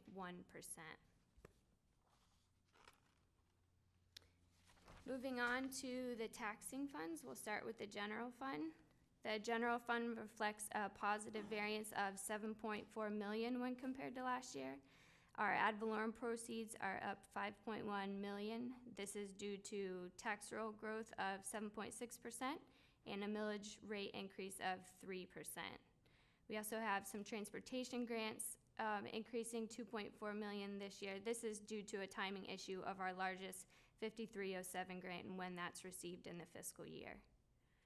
Our expenses are increasing $3.6 million compared to last year. Our constitutional officers' expenses rose $2.2 million due to increased budgets. Children's services expenses are up $425,000. This is also due to an increase in their allocation and also the timing of when we receive those reimbursement requests.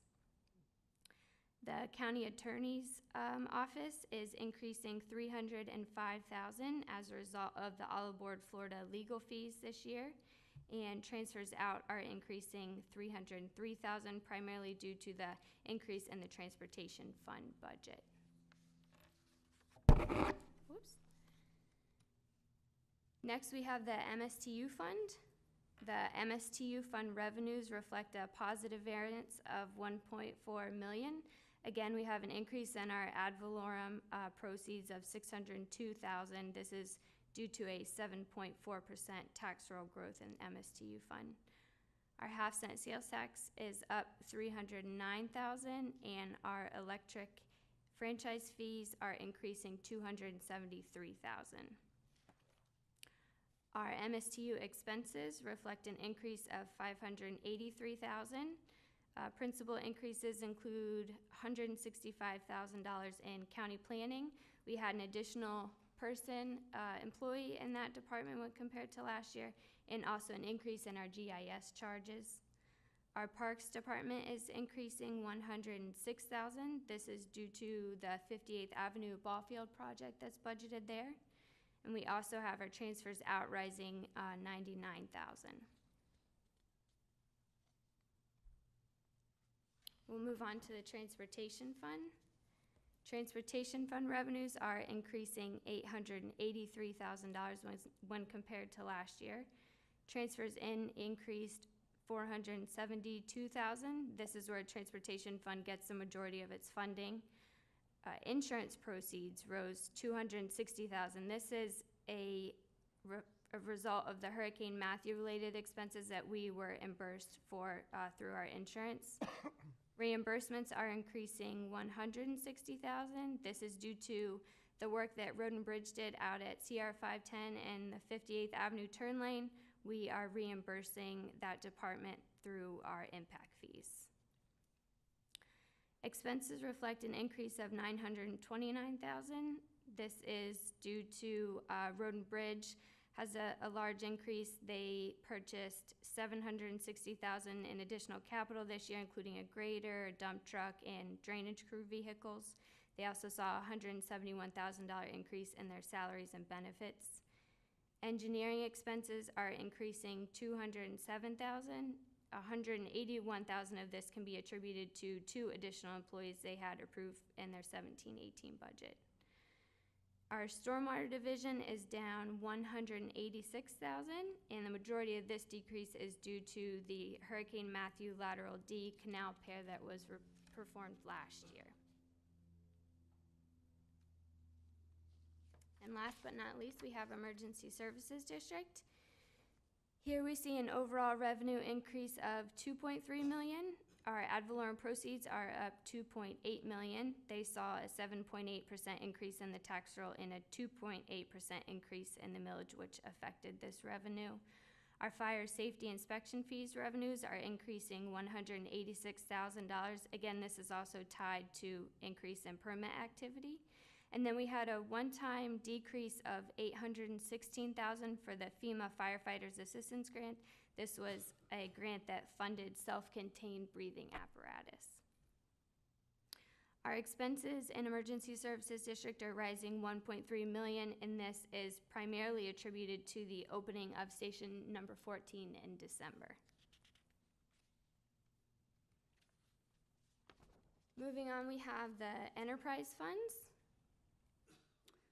We will start with the golf course. Here we're seeing a net income decrease of $137,000. Depreciation of the new irrigation system is responsible for $63,000 of this decrease. We also had some bunker repairs and some pepper tree removal that happened this year. Next we have solid waste. The net income is decreasing $699,000. As of right now, this figure is only temporary.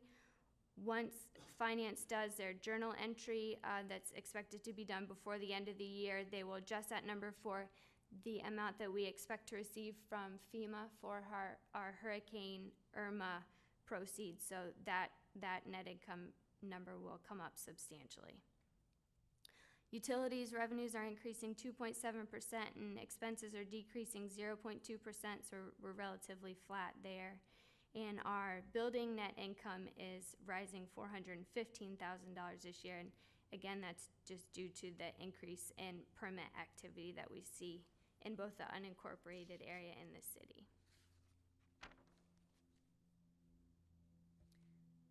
So each quarter we try and highlight an area of the budget, and this quarter we've added a new report to your backup for the quarterly expense analysis. In light of the recently updated internal controls policy, we wanted to add another analysis to the expense accounts that are increasing. So in the past, we would do this exercise at year end for the auditors, but we've decided that we're going to do this quarterly and add it to this report going forward. So what we've done is test all 5,000 expense accounts for increases that are in excess of $25,000 and 10% compared to the previous year's quarter. And for those that had these increases, we've gone into each individual account and we've verified and explained what those increases are. So here's just a screenshot of page 1 of your backup. What we're doing here is on the left we have the account number and the account description, and then on the right we have the increase and the percent change along with the explanation. So here we have the first example is our All Aboard Florida in the county attorney's office. They're increasing $303,900 in this account, or 171%. And this change is a result of the work performed by our outside counsel on legislative advocacy matters, as well as the congressional meeting in Washington that drove up costs for this year. The second highlighted item is the Healthy Start Babies and Beyond. And again, I just picked an example here. This is a new Children's Services Award recipient. So last year their funding was 0, so that's the reason for this increase. This next page is page 3 of your backup. This encompasses a lot of the report. What's happening here is if you look to the right where it says capital project, these are optional sales tax projects, and you can see the description what each of them is for. And these are projects that get their own account because they are so large and kind of a one-time deal that some of them weren't started last year, or if they were started last year, they weren't completed, and the bulk of the expenses are in this year. So that's what's driving the increase there. So these are just a few examples of the increases we tested and the different factors that drive those increases. Obviously, there's 4 pages of backup, and each account has a different reason, but that includes my presentation for today, and I'd be happy to answer any questions you may have. Kristen, on the analysis, expense analysis, most of those seem to be capital projects.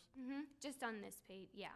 Do you look at some like the ongoing accounts, like, well, I hate to use the word, but tire purchases or other ongoing maintenance type accounts as well? Yes, we do. So if you go back to this page, halfway down, the other professional services that starts 001210, that's just a regular operating account. And you can see the explanation there is increasing $30,000 or 35.9%. And that was due to our beach parks maintenance bid that came back higher than last year. So we've actually gone in that account and figured out what was driving that increase. So there's all different types of reasons for increases. Capital. Okay, so how about, like, do we have an account for the fleet department, maintenance items or oil and lube items or yes, spare parts, those kind of accounts? And we have looked at all 5,000 expense accounts, and these are the only ones that meet the parameter of going up $25,000 and 10%. And we have initiated some additional expenditure accounts, breaking accounts, larger accounts down into more smaller accounts. For instance, several years ago, due to a software change, we had gone away from having a separate tires and tubes account. We have reinstated the separate tires and tubes account. This was something that was a change in the fleet software where the software wasn't going to have the ability to separate out the tires, so it was lumped in with maintenance costs. So we're breaking that back out. We're also doing it in other accounts. One I can think of is, for instance, facilities management, where we have janitorial costs, and then we have various other, elevator maintenance costs, where we're splitting those larger ones out too. Alarm monitoring and things such as that. If you look on page 4 of your backup, we have the tires and tubes account in fleet actually did meet the criteria. It is increasing $30,000 or 34%. And they did buy 4 graders and 1 loader, entire new sets of tires, and those graders' tires are quite costly. Under that, again, you can see other contractual services is increasing $38,000 in fleet. 3 pieces of heavy equipment required costly repairs, an engine rebuild, and in different types of repairs for 3 pieces in particular. Okay, and then again, I hate to bring it up, but going back to the tires and tubes, so we verified that those tires did go on the graders and did go on the loader and all that stuff. So we Actually, another level of our internal controls policy is whenever a purchase order comes through for anything that goes on a piece of equipment, the asset number has to be on that purchase order so that it can be tied to that exact piece of equipment. Very good, thank you. Commissioners, does anyone else have any questions of Kristen? Kristen, I think you had enough, spreadsheets in there to keep Commissioner Slurry happy, so well done with that. Hearing no other questions, just very good, nice job. Thank you. Unless we need a motion to extend the interim status. Well, I think that's a decision we leave to the administrator and the Thank you. and personnel manager. Yes. My only complaint is she did too good. She made me look bad from when I. Yes, that was a better report than Jason used to give. Oh, boy. Okay, moving on. We have county attorney matter. Oh, okay. Thank you, Commissioner Zork. County attorney matters, we've concluded item A, which was a special session. Item B, a resolution authorizing participation in a joint meeting on Monday, November 26th with the Board of County Commissioners for St. Lucie County and the Board of County Commissioners for Martin County to discuss joint legislative priorities. Ms. Kate Cotner, the Attorney's Office. Good afternoon, Kate. Good afternoon. If you recall last year, Martin County and St. Lucie County had approached us asking if we wanted to do a joint meeting. It never came to fruition just because the scheduling conflicts and we ran out of time because of the early session, but they have expressed an interest once again to do a joint meeting with us, and session is, let's say, on schedule, so will not start till March. So it'll be March to May this particular year. And so should the board wish to move forward with a joint meeting pursuant to section 125.001 of the Florida statutes, the board has to pass a resolution kind of setting forth the intention to do this meeting, and thereafter we would then notice the meeting so that everyone, like in our respective jurisdictions, and the anticipated date is November 26th. And the time span, it would be in St. Lucie County at the Indian River State College, and the time span that they have kind of set aside is between 9 in the morning to noon.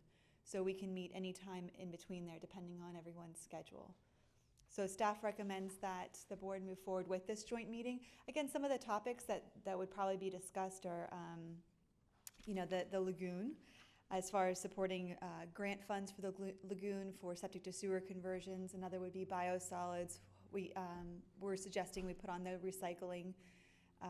Another one would probably be the School Safety Act and just kind of increasing the funding at the state level for resource officers, school resource officers.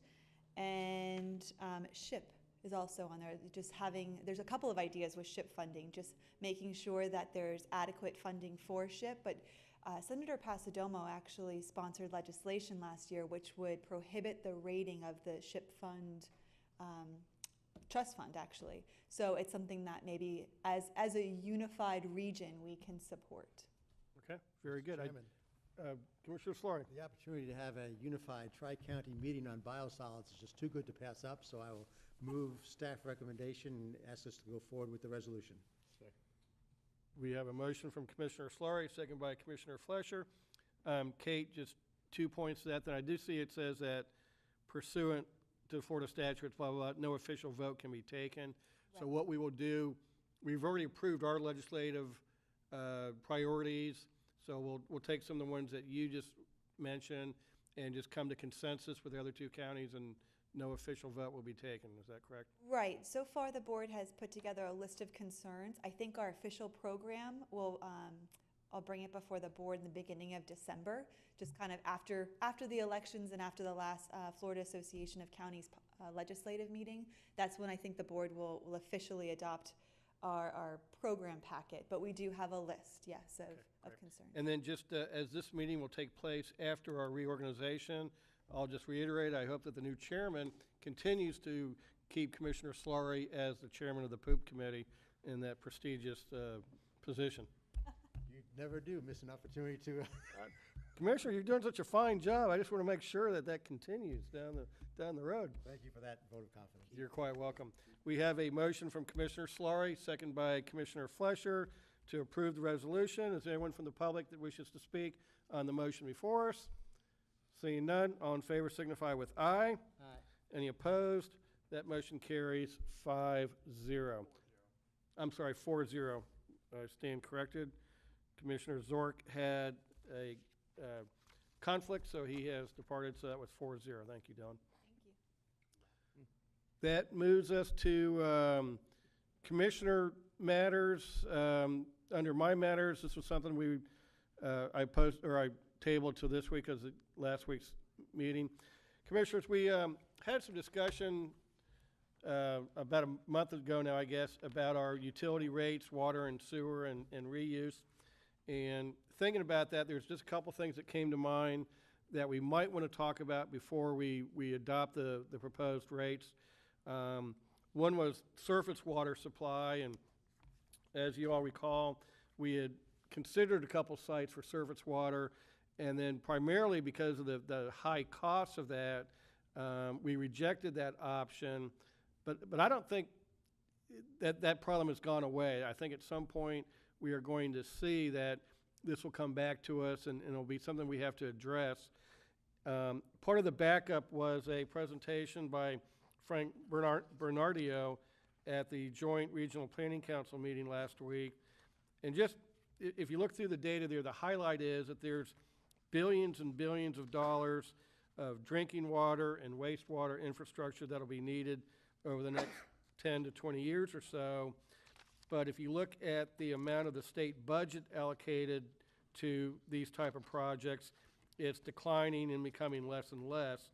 So probably looking to the state to help fund some of this critical infrastructure need is not going to resolve it. So I just wanted to throw it out there.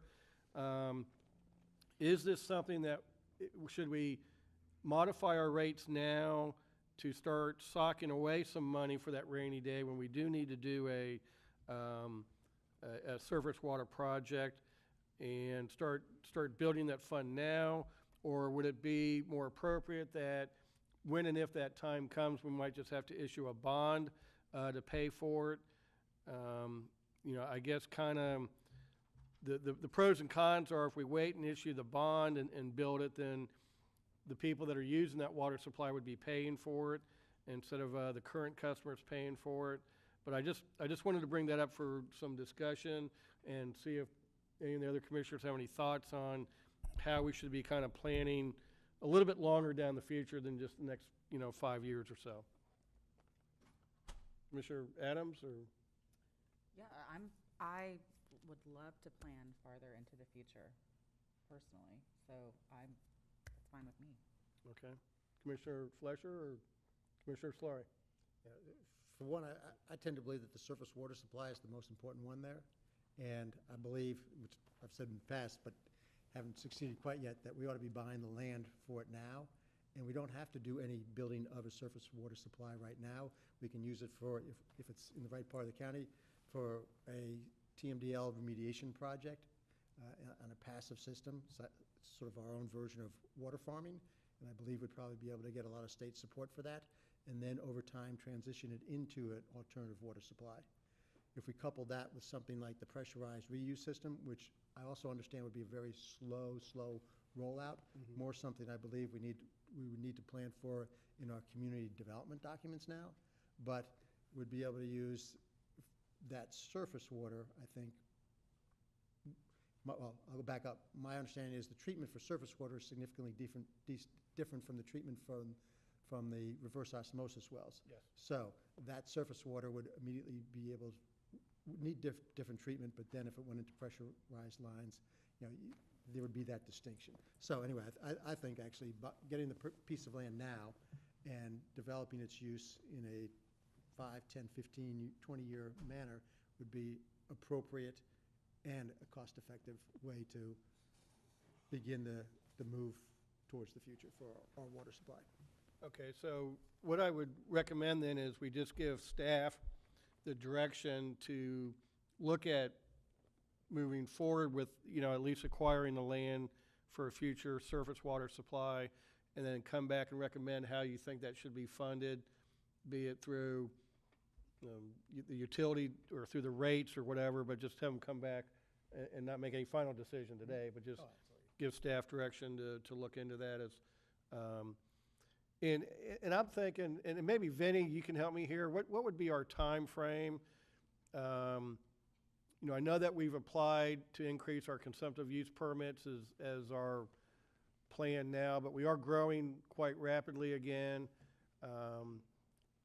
And I don't want to put you on a spot for a hard number, but is this like 10 years from now, 20 years from now? Any rough idea? If I understand the Utility Director Vincent Burke, for the record, if I understand the question correctly, you're asking what the time frame would be for an alternative water supply. That would probably be a hybrid approach to utilize the existing UFA, the Upper Floridan right now, where we currently pull our water, but also then to use the surface water to dovetail in as alternative and for future growth. So you're looking at a 5 to 10 year process. Number one, to acquire the land. Number two, to do the environmental due diligence.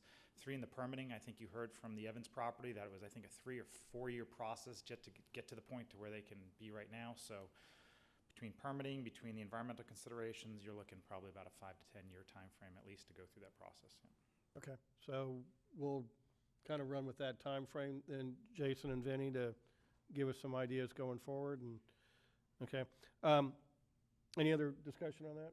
All right, thank you, Commissioners. The second item was our reuse system.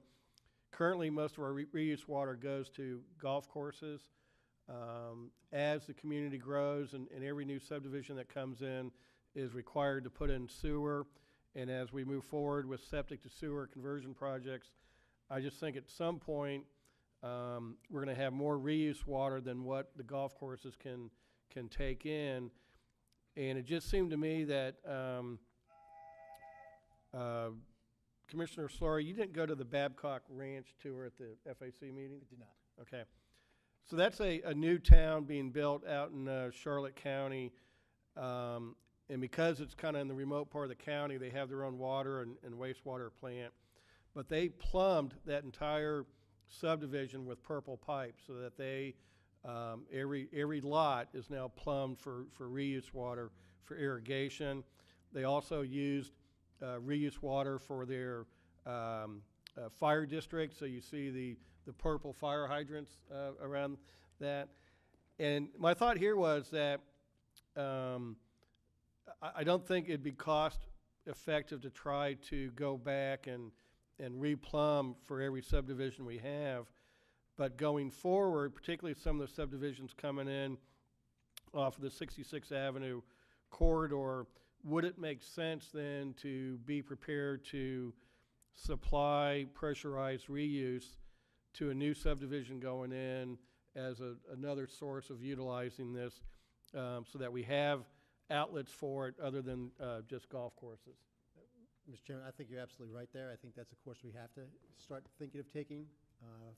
I think Mr. Burks showed me some information that says that half the potable water that we use, I think in the county, but I think it's a statewide number, is used for irrigation today.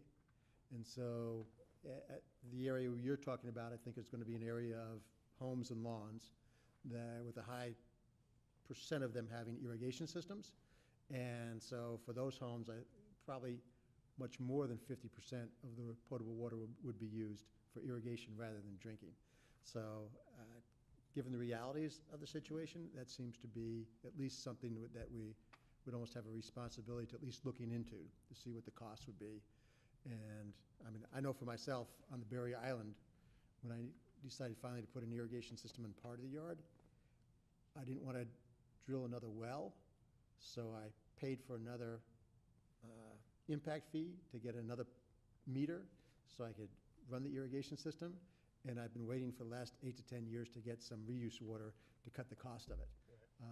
But I think it's a direction we have to consider. Okay. And the other area I thought is in the South County, right there by Millstone Landing and Falcon Trace. We have 4 or 5 other subdivisions that had originally been planned, but then didn't go through because of the recession. But I think there's another area where we've clustered hundreds of homes where it might be cost efficient to run pressurized reuse there as they come online.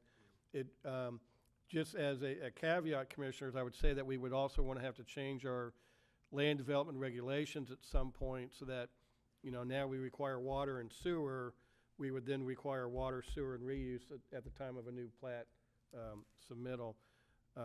And again, I think what I'd like here today is just give staff direction to take this as a concept that the board is interested in and come back with some ideas or suggestions.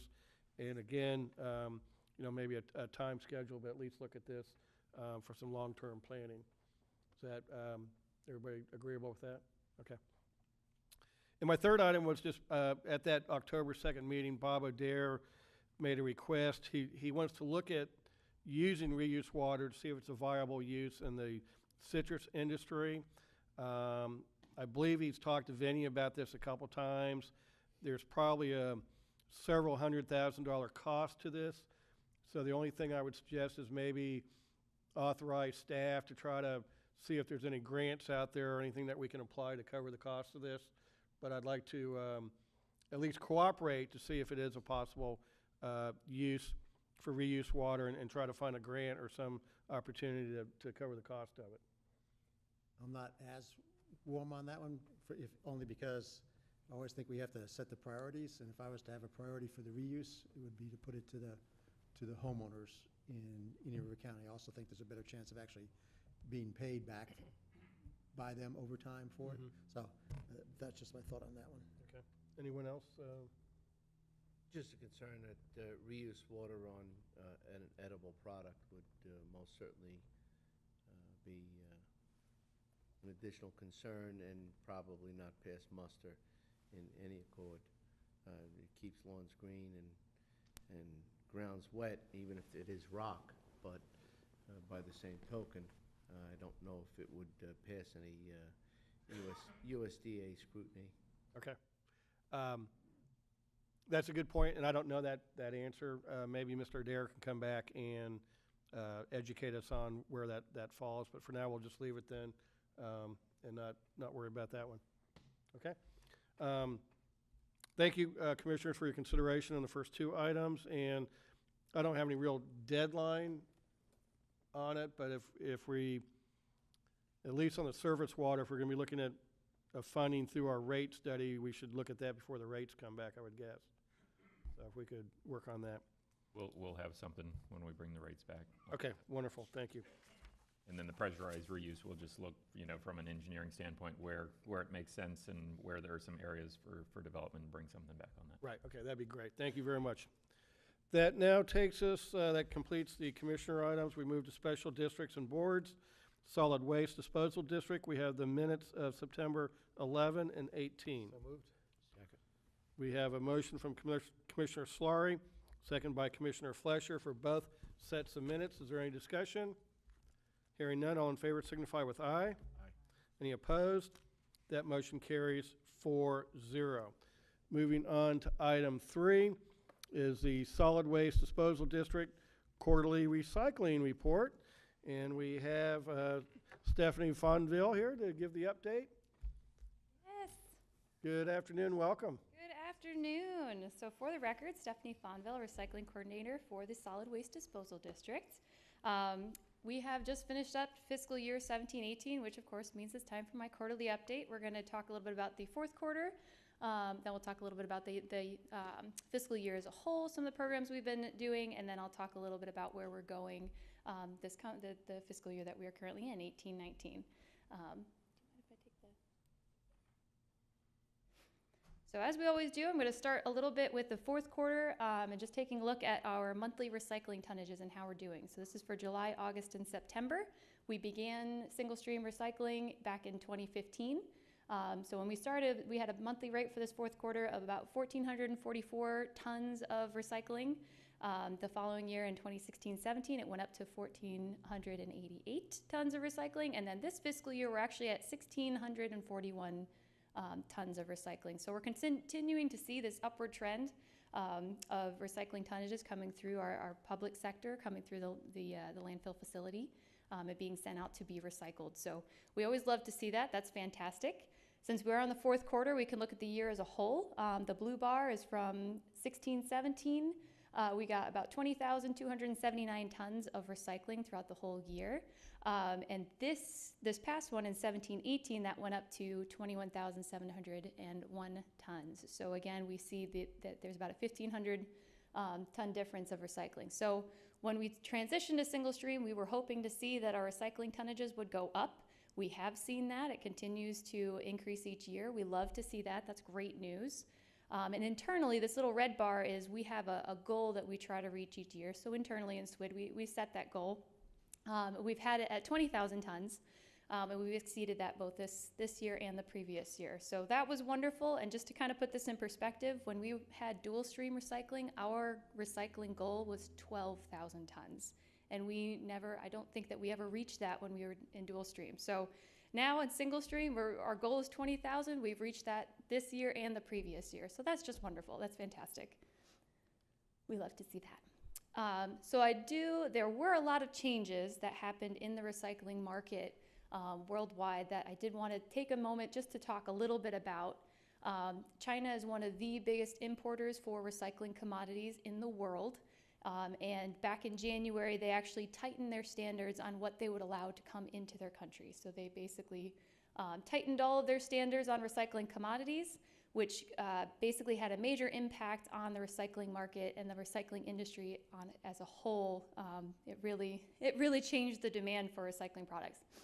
So a lot of sorting facilities, a lot of recycling facilities have been struggling, trying to sell their commodities. They've been stockpiling. You'll hear a lot about that in the news. So I wanted to take a second to talk about Tropical Recycling, which is our sorting facility here in Indian River County. Before these changes went into effect, they invested a lot in their infrastructure so that they could create a really clean, a really competitive product to sell on the market. So they did a lot of work before the changes went into effect. So we've been talking to them closely, seeing how they're doing. And essentially, they are still competitive. They have a really clean product. They're still able to sell most of their commodities, and they're not really stockpiling the way that I've heard that other sorting facilities are. So they are doing well, and we haven't had any discussions with them about changing our recycling program or what we accept or anything like that. So with the, my little thing's not gonna work. I tried.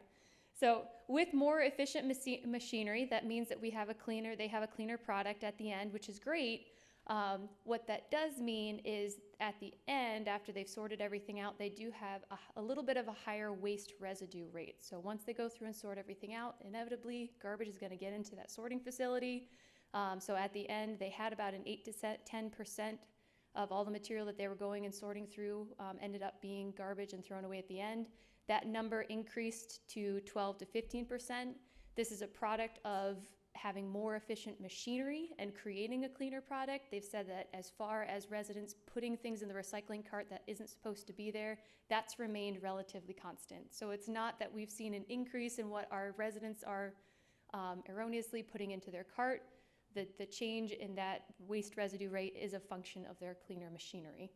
So despite all of these changes and all of the challenges that are being faced by the recycling market as an industry, Indian River County, we've been doing great. Our recycling rate for calendar year 2017 has gone up to 64%. We've talked about that a little bit. Last year we were at 53%, and the year prior to that we were at 37%. So we've really managed to continue recycling more, not only in the public sector, but also in the private sector as well. Out of 67 counties, we are ranked number 10 in terms of overall recycling rates. And if you take out waste energy facilities, a lot of our neighboring counties have a waste energy facility, and that's helping them with their numbers. If you take out those recycling credits, we, Indian River County, are actually ranked about number 4 out of 67 counties. So more positive news for Indian River County. That's why I love giving my reports. So that doesn't mean that we're going to stop. We still have a lot of recycling initiatives that we're launching here. One of the new ones that is pretty close to home is if you look around these buildings, you will see that we have more recycling containers in the lobby areas and the outdoor areas. All of the Indian River County employees have a little red recycling bin at their desks, but we realized as we were looking around that a lot of times the public that comes and visits us here in our buildings didn't have access to recycling. While we want to be a leader, we want our residents to know that we are very devoted to recycling. So we put these bins all around the county, and they're pretty blue and pretty obvious when you're walking around. So hopefully they will see those. And I've checked a couple of them this morning, and they seem to be doing pretty well. I saw some water bottles in there, and it looked pretty clean. So that was one of our initiatives. That actually was kind of prompted by the school pilot recycling program that we launched this year. Which I've spoken to the board several times on, so I'm sure you guys know all about it now. But we essentially launched a recycling pilot program at 4 schools in January of 2018.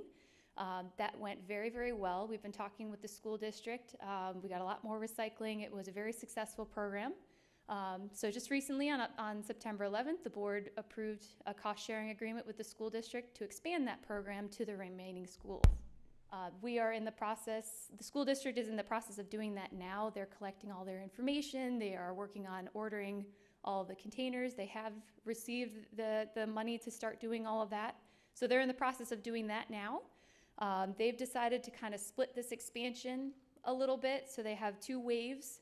The first wave of the expansion is going to start in January of 2019. So in a couple of months, they picked 10 schools that they're going to expand the recycling program to. There are 5 elementary schools, 3 middle schools, and then the 2 big high schools. So in January 2019, they're going to bring the program to these schools and launch them there. And then the following year, in January 2020, they're going to do the second wave, and then they're going to bring the recycling program to the remaining schools. So we are helping them however we can with the educational portion of it and some advice and some things that we learned, and they're moving forward with that. So some of the other new initiatives that we have done this year, again, I've spoken about these before, so I'm just going to run through them fairly quickly. We did a county-wide postcard mailer so that we could make sure that everyone in the county had access to recycling information, where the website is, and things like that. Also, it came with a survey so they could give us feedback on the program so that we could see where they were confused or what questions we could address. Or what things they liked about it, just so we could figure out how we can make our program even better. We did get recycling containers at all the beach parks, at all 8 beach parks. There is recycling there. It's picked up weekly, so that's wonderful. Unfortunately, can't go see them right now with all the red tide things, but but they are there and it is available. For the first time this year, we participated in a tire amnesty day. It's something the Florida Department of Environmental Protection has been doing each year. We participated this year. Great news, our county is actually quite clean. So we spoke with the sheriff's office and the mosquito control district, and we did get some tires during that event, but our county there was not as many tires out there as we anticipated. So this is something we may not do every year, but it's definitely something we can maybe revisit in a year or a couple of years to help keep those tires out of the community and help with the mosquito populations, help control those. We also did, we are trying to reach the schools a little bit more, work with the schools a little bit more. So we did the Drop Saver Poster Contest. This is an annual competition that let's see if I can remember how to say it, the Florida Waterworks Association does every year. We participated this year and invited 4th and 5th graders to create a poster about water conservation. It's not exactly recycling, but it's still that conservation side of things. So we got a couple of schools to participate, so that was new. And finally, we updated a lot of our flyers, and hopefully you should have some on your desks. It has a new brochure that talks about what we do at the landfill, so if anybody has any questions of what they can bring, We have a flyer that talks about the convenience centers, what they can bring there, just a lot of information that we can now easily and readily hand to residents when they have questions. And one of them that I did want to point out for a second, there is an organization, or basically a website, called plasticfilmrecycling.org. This website was created by people that are involved in the plastic wrap industry, so either manufacturers or distributors, recyclers, all of those folks kind of got together, created this educational website, and these little cards that you can use. Essentially, if you go to a grocery store and they take back those single-use plastic recycling, or the plastic bags, you can also bring many other things that I had no idea. You can bring bread bags and recycle them in those containers. You can bring produce bags, case wraps that come around napkins, paper towels. You can bring all those items and recycle them with those single-use plastic bags. We were not aware of this, so that this program existed, and some of these I didn't even know. So we got the card from them, the graphic from them, and just added our own little tidbit of please, please, please do not put these in the recycling cart. Bring them back to these stores and they can recycle them. So I haven't had these cards very long, and I've gotten a lot of buzz and a lot of feedback from people about that. Another little change that's very exciting is actually in the last couple of months, we spoke to our sorting facility, and they confirmed with their plastics buyers that we can now leave the caps on the bottle. As long as the cap is securely attached to the bottle, we can leave them on there and toss those in the recycling carts. This made me so happy. So if you do have a bag of loose caps, a lot of folks have been like, great, I can dump this in my recycling cart, that's fantastic. Please, please, please don't do that. We still don't want any loose caps in those in those blue containers. They have to be secured to a bottle in order for them to make it through the process and get to the plastic sorters so that they can handle them. So that is something that's very new. So I have a lot of folks out there who are diligently following my rules of take those caps off. So hopefully everyone can help me spread the word that you can leave those caps on now, and Stephanie said it was okay. So that would be great. So for this next section, I do want to talk a little bit about what we're going to be doing this upcoming year. One of the big changes is that I have really enjoyed my time here, but I am actually stepping down as the recycling coordinator. My husband and I are happily expecting our second baby girl, and we decided as a family it was best for me to stay home with her. So I am stepping down from this position. Mixed feelings. I will really miss my SWID family, and I've really enjoyed this position and being a part of all the things that are going on. But it is my pleasure to introduce my replacement. Sue Flack was actually the environmental science coordinator at Pelican Island Elementary School. So we had the privilege of working together a little bit as we were launching this pilot program. So we actually had a chance to meet each other, to work together a little bit. I can tell you that she's a very hard worker. I can tell you that she's very passionate about teaching. And I can tell you that she is very environmentally conscious. So I think she's going to do a great job. So I'm going to let her introduce herself and actually run through the goals for you for the upcoming year. Okay. Good afternoon, everyone. Good afternoon. My name is Sue Flack, and I'm going to be the recycling educator for Indian River County, and I'm very, very pleased. I'm honored to be here today and excited to get busy filling Stephanie's very big shoes. Just a bit of background. I have worked in the school district for the past 8 years, and most recently at Pelican Island, where we took on the mission of becoming a green school and an environmental campus. I work closely with the staff and especially the students to start the first and very successful recycling program in the school district. I welcome the challenge to continue educating children and the community about the importance of recycling and the environment as a whole.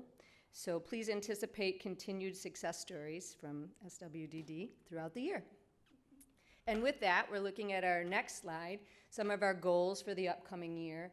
One being to successfully encourage 5 multifamily communities to utilize their recycling opportunities. As of this point, it's been a pretty much opportunistic endeavor, taking those advantages on when they come to us. So I'm going to be putting those shoes on and getting out there and working towards that. Our second goal is also to encourage 5 commercial entities to utilize the recycling services that are available to them. And this would also include schools, private schools, churches, those kind of things. And this would be in addition to the program that we're currently doing in the school system. So it would be an additional goal. And third, our goal is to increase the outbound recycling material by yet another 5%. And I'm absolutely certain that that's going to happen. So those are our goals. Wonderful. Fantastic. Well, Stephanie, first, congratulations on the expansion of your family. Thank you. Second, I think you've done an awesome job with our recycling program. I think the numbers speak for themselves, and your enthusiasm and efforts and things are greatly appreciated. We'll certainly miss you, but I can understand family always, comes first. And Sue, you're right.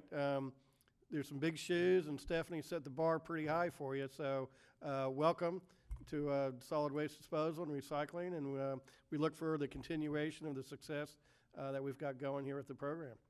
So, very good. Commissioners, any other questions of staff?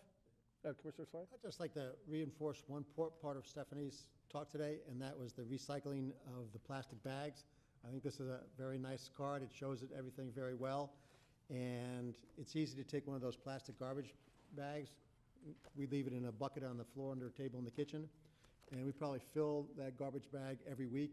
And then Jackie just takes it to Publix when she goes grocery shopping. But it's amazing how much of this plastic can mount up, but really how easy it can be if you incorporate it into your normal everyday routine to actually recycle it. So thanks for this. I think this will help boost recycling of plastic bags and plastic stuff significantly. So Absolutely. thanks. Well, Mr. Chairman, I just wanted to echo, Stephanie, thank you so much. You have impacted our recycling efforts. When we had the challenge, you said we can make a difference, and you most certainly have. Yes, there are big shoes to fill, but I've worked with Sue in the past, and should I say, Sue's got big feet, so I guess she'll be able to get right into it. Thank you and welcome. Stephanie, when you're talking about the caps going on the bottles now, and you were so excited, what ran through my mind was, that Progressive Insurance has Flow. It's like I'm thinking, okay, Stephanie could be like our Flow and do all this. then you went and left me, so Sue's going to have to be our Flow. We'll get you a dress and everything. Really excited about the cap. Well, it makes a lot of sense, because you got that cap in your hand, you've just rinsed it out, and it's like, why not just screw it back on and put it in the recycle? So that's great, yeah. I'm actually very excited about that too. I just feel bad as a lot of people have become my little warriors, and they're out there and I'm telling everybody to take the caps off, and I'm like, oh, you got to tell them to put the caps back on now. So That's great. Anyway, congratulations on everything. We'll miss you, but best wishes for your family. thank you. Okay, thanks. No action on that. Item number 4, final pay to Geosyntec for work authorization number such and such, Class 1 landfill permit renewal services. Move staff recommendation. Second. Was that close enough? We have a motion from Commissioner Solari, second by Commissioner Flesher. Is there anyone in the audience that wishes to speak on the motion before us? Seeing none, all in favor signify with aye. Any opposed? That motion carries 4-0. The final item is request to approve work order such and such to Geosyntec for consulting services associated with Phase 1 of the former South Gifford Road landfill redevelopment plan. Move approval.